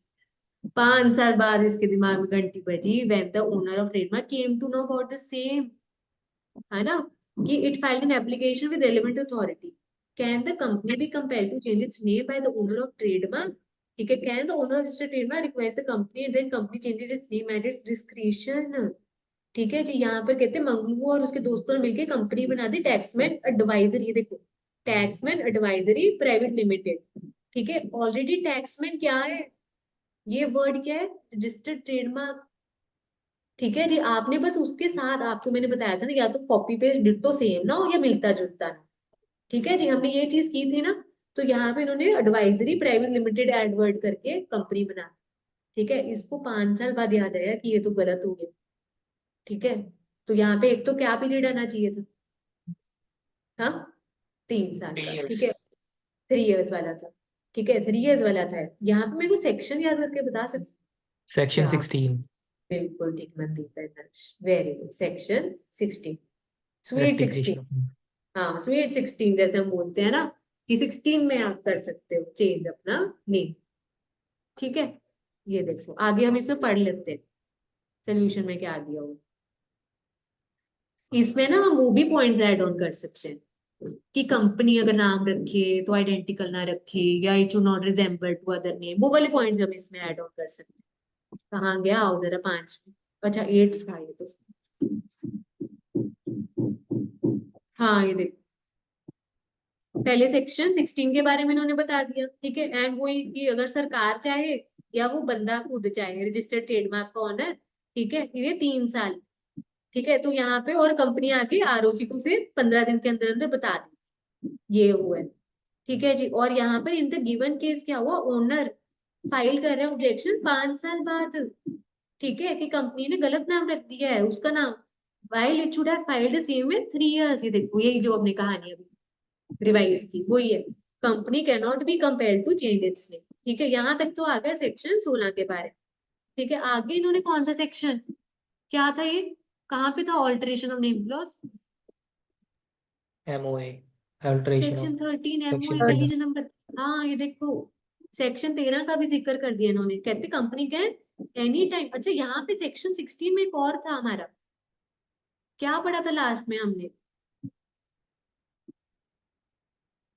उसमें भी मैंने आपको सेक्शन 13 से रिलेट करवाया था कि अगर कंपनी 3 महीने के अंदर नहीं चेंज करेगी तो सरकार खुद जबरदस्ती चेंज कर देगा, नाम बदल देगा, नया फ्रेश सर्टिफिकेट दे देगा। पर कहते ये करने से कंपनी का हक जन्म पत्रियों में अपना नाम चेंज करने का वो नहीं छीनना चाहिए, वो कर सकती है। पर वो जो 3 महीने वाली कंडीशन है उसमें नहीं किया तो वो कंपनी फिर अपने आप वो नेम सरकार चेंज कर देगी। अब देखो सेक्शन 13 में क्या है, company can any time change its name by passing special resolution, और सरकार से अप्रूवल लेकर, ठीक है। If owner of registered trademark request company for change of its name and company accepts the same, then it can change its name voluntarily by following provisions of section 13। समझ आ रहा है आपको, नेम बदलने के, name clause या change of name से related हमने 2 sections में बातें की। कौन कौन से सेक्शन में, एक तो पहली जन्म पत्री में, फिर हमने कहा वही अगर नाम रख दिया था, है ना, और सरकार को बाद में पता लगा, ठीक है, या रख रही है कंपनी या रख दिया कंपनी ने नाम सेम टू सेम या मिलता जुलता, तो वो सेक्शन 60 में हमने कहा कि 3 महीने में बदलना पड़ेगा, या वो रजिस्टर्ड ट्रेडमार्क वाले को 3 साल के अंदर अंदर बताना, ठीक है। तो यहाँ पे इस टॉपिक से रिलेटेड 2 सेक्शन में बात हो रही, सेक्शन 16 की ज्यादा जिक्र थी यहाँ पे कि 5 साल वाला, तो ये तो होएगा नहीं कि 3 साल के अंदर अंदर ही करेगा तो चेंज होगा। अब उसके पास क्या हल रह गया, सेक्शन 13 के अकॉर्डिंग, जिसमें क्या लिखे कि स्पेशल रेजोल्यूशन पास करके और सरकार के अप्रूवल लेके आप चेंज कर सकते हो। पर अब क्या करना पड़ेगा, वो खुद तो कंपनी करेगी नहीं, वो जो मंगलू और दोस्त है, ठीक है। तो यहाँ पर उसने क्या बोल दिया, इधर वो क्या कर सकता है, रिक्वेस्ट कर सकता है दूसरी कंपनी को कि प्लीज आप नेम चेंज कर लो, क्योंकि सरकार को तो रिक्वेस्ट 3 साल के अंदर करता तो सरकार चेंज करती नाम, 3 महीने के अंदर ऑर्डर देती तू चेंज कर, नहीं करेगा तो सरकार खुद कर देती। ये निकल गया ना टाइम, अब क्या करना पड़ेगा, प्यार से ही काम लेना पड़ेगा। जोर जबरदस्ती वाला तो पीरियड था 3 साल का, 3 साल में कर देता तो सरकार जोर जबरदस्ती से नाम चेंज करवा देती। अब वो रिक्वेस्ट करेगी और फिर वो अपनी अगर जन्म पत्री में चाहे नेम चाहे चेंज करना चाहे तो वो कर देगा अप्रूवल लेके सरकार की और स्पेशलिस्ट। हाँ जी समझ आया यहाँ पर कैसे कोरिलेट करने होते हैं, हमने सेक्शन समझ आए इधर। हाँ जी मनदीप निशा मैम जसदेव, हाँ जी इसमें यस कौन सा मैम। डाउट था, बोलो जी। मैम इसमें ये पॉइंट्स में डाउट था, जैसे मतलब मेरे को रिलेट ही नहीं करना आ रहा, मेरे को हाँ हाँ अलग बिल्कुल इजी बिल्कुल, को ठीक है जी। रिलेशन। हाँ हाँ ठीक है, क्वेश्चन पढ़ के हमें ज्यादा जिक्र इसमें किसका लग रहा था, उसका सेक्शन 16 का। पर सेक्शन 16 में ही आपको बता दिया था कि उसका हक सेक्शन 13 वाला नहीं छीनना चाहिए, तो इसलिए यहाँ पर उन्होंने सेक्शन 13 का भी जिक्र कर दिया, ठीक है। और कौन सा था आपका,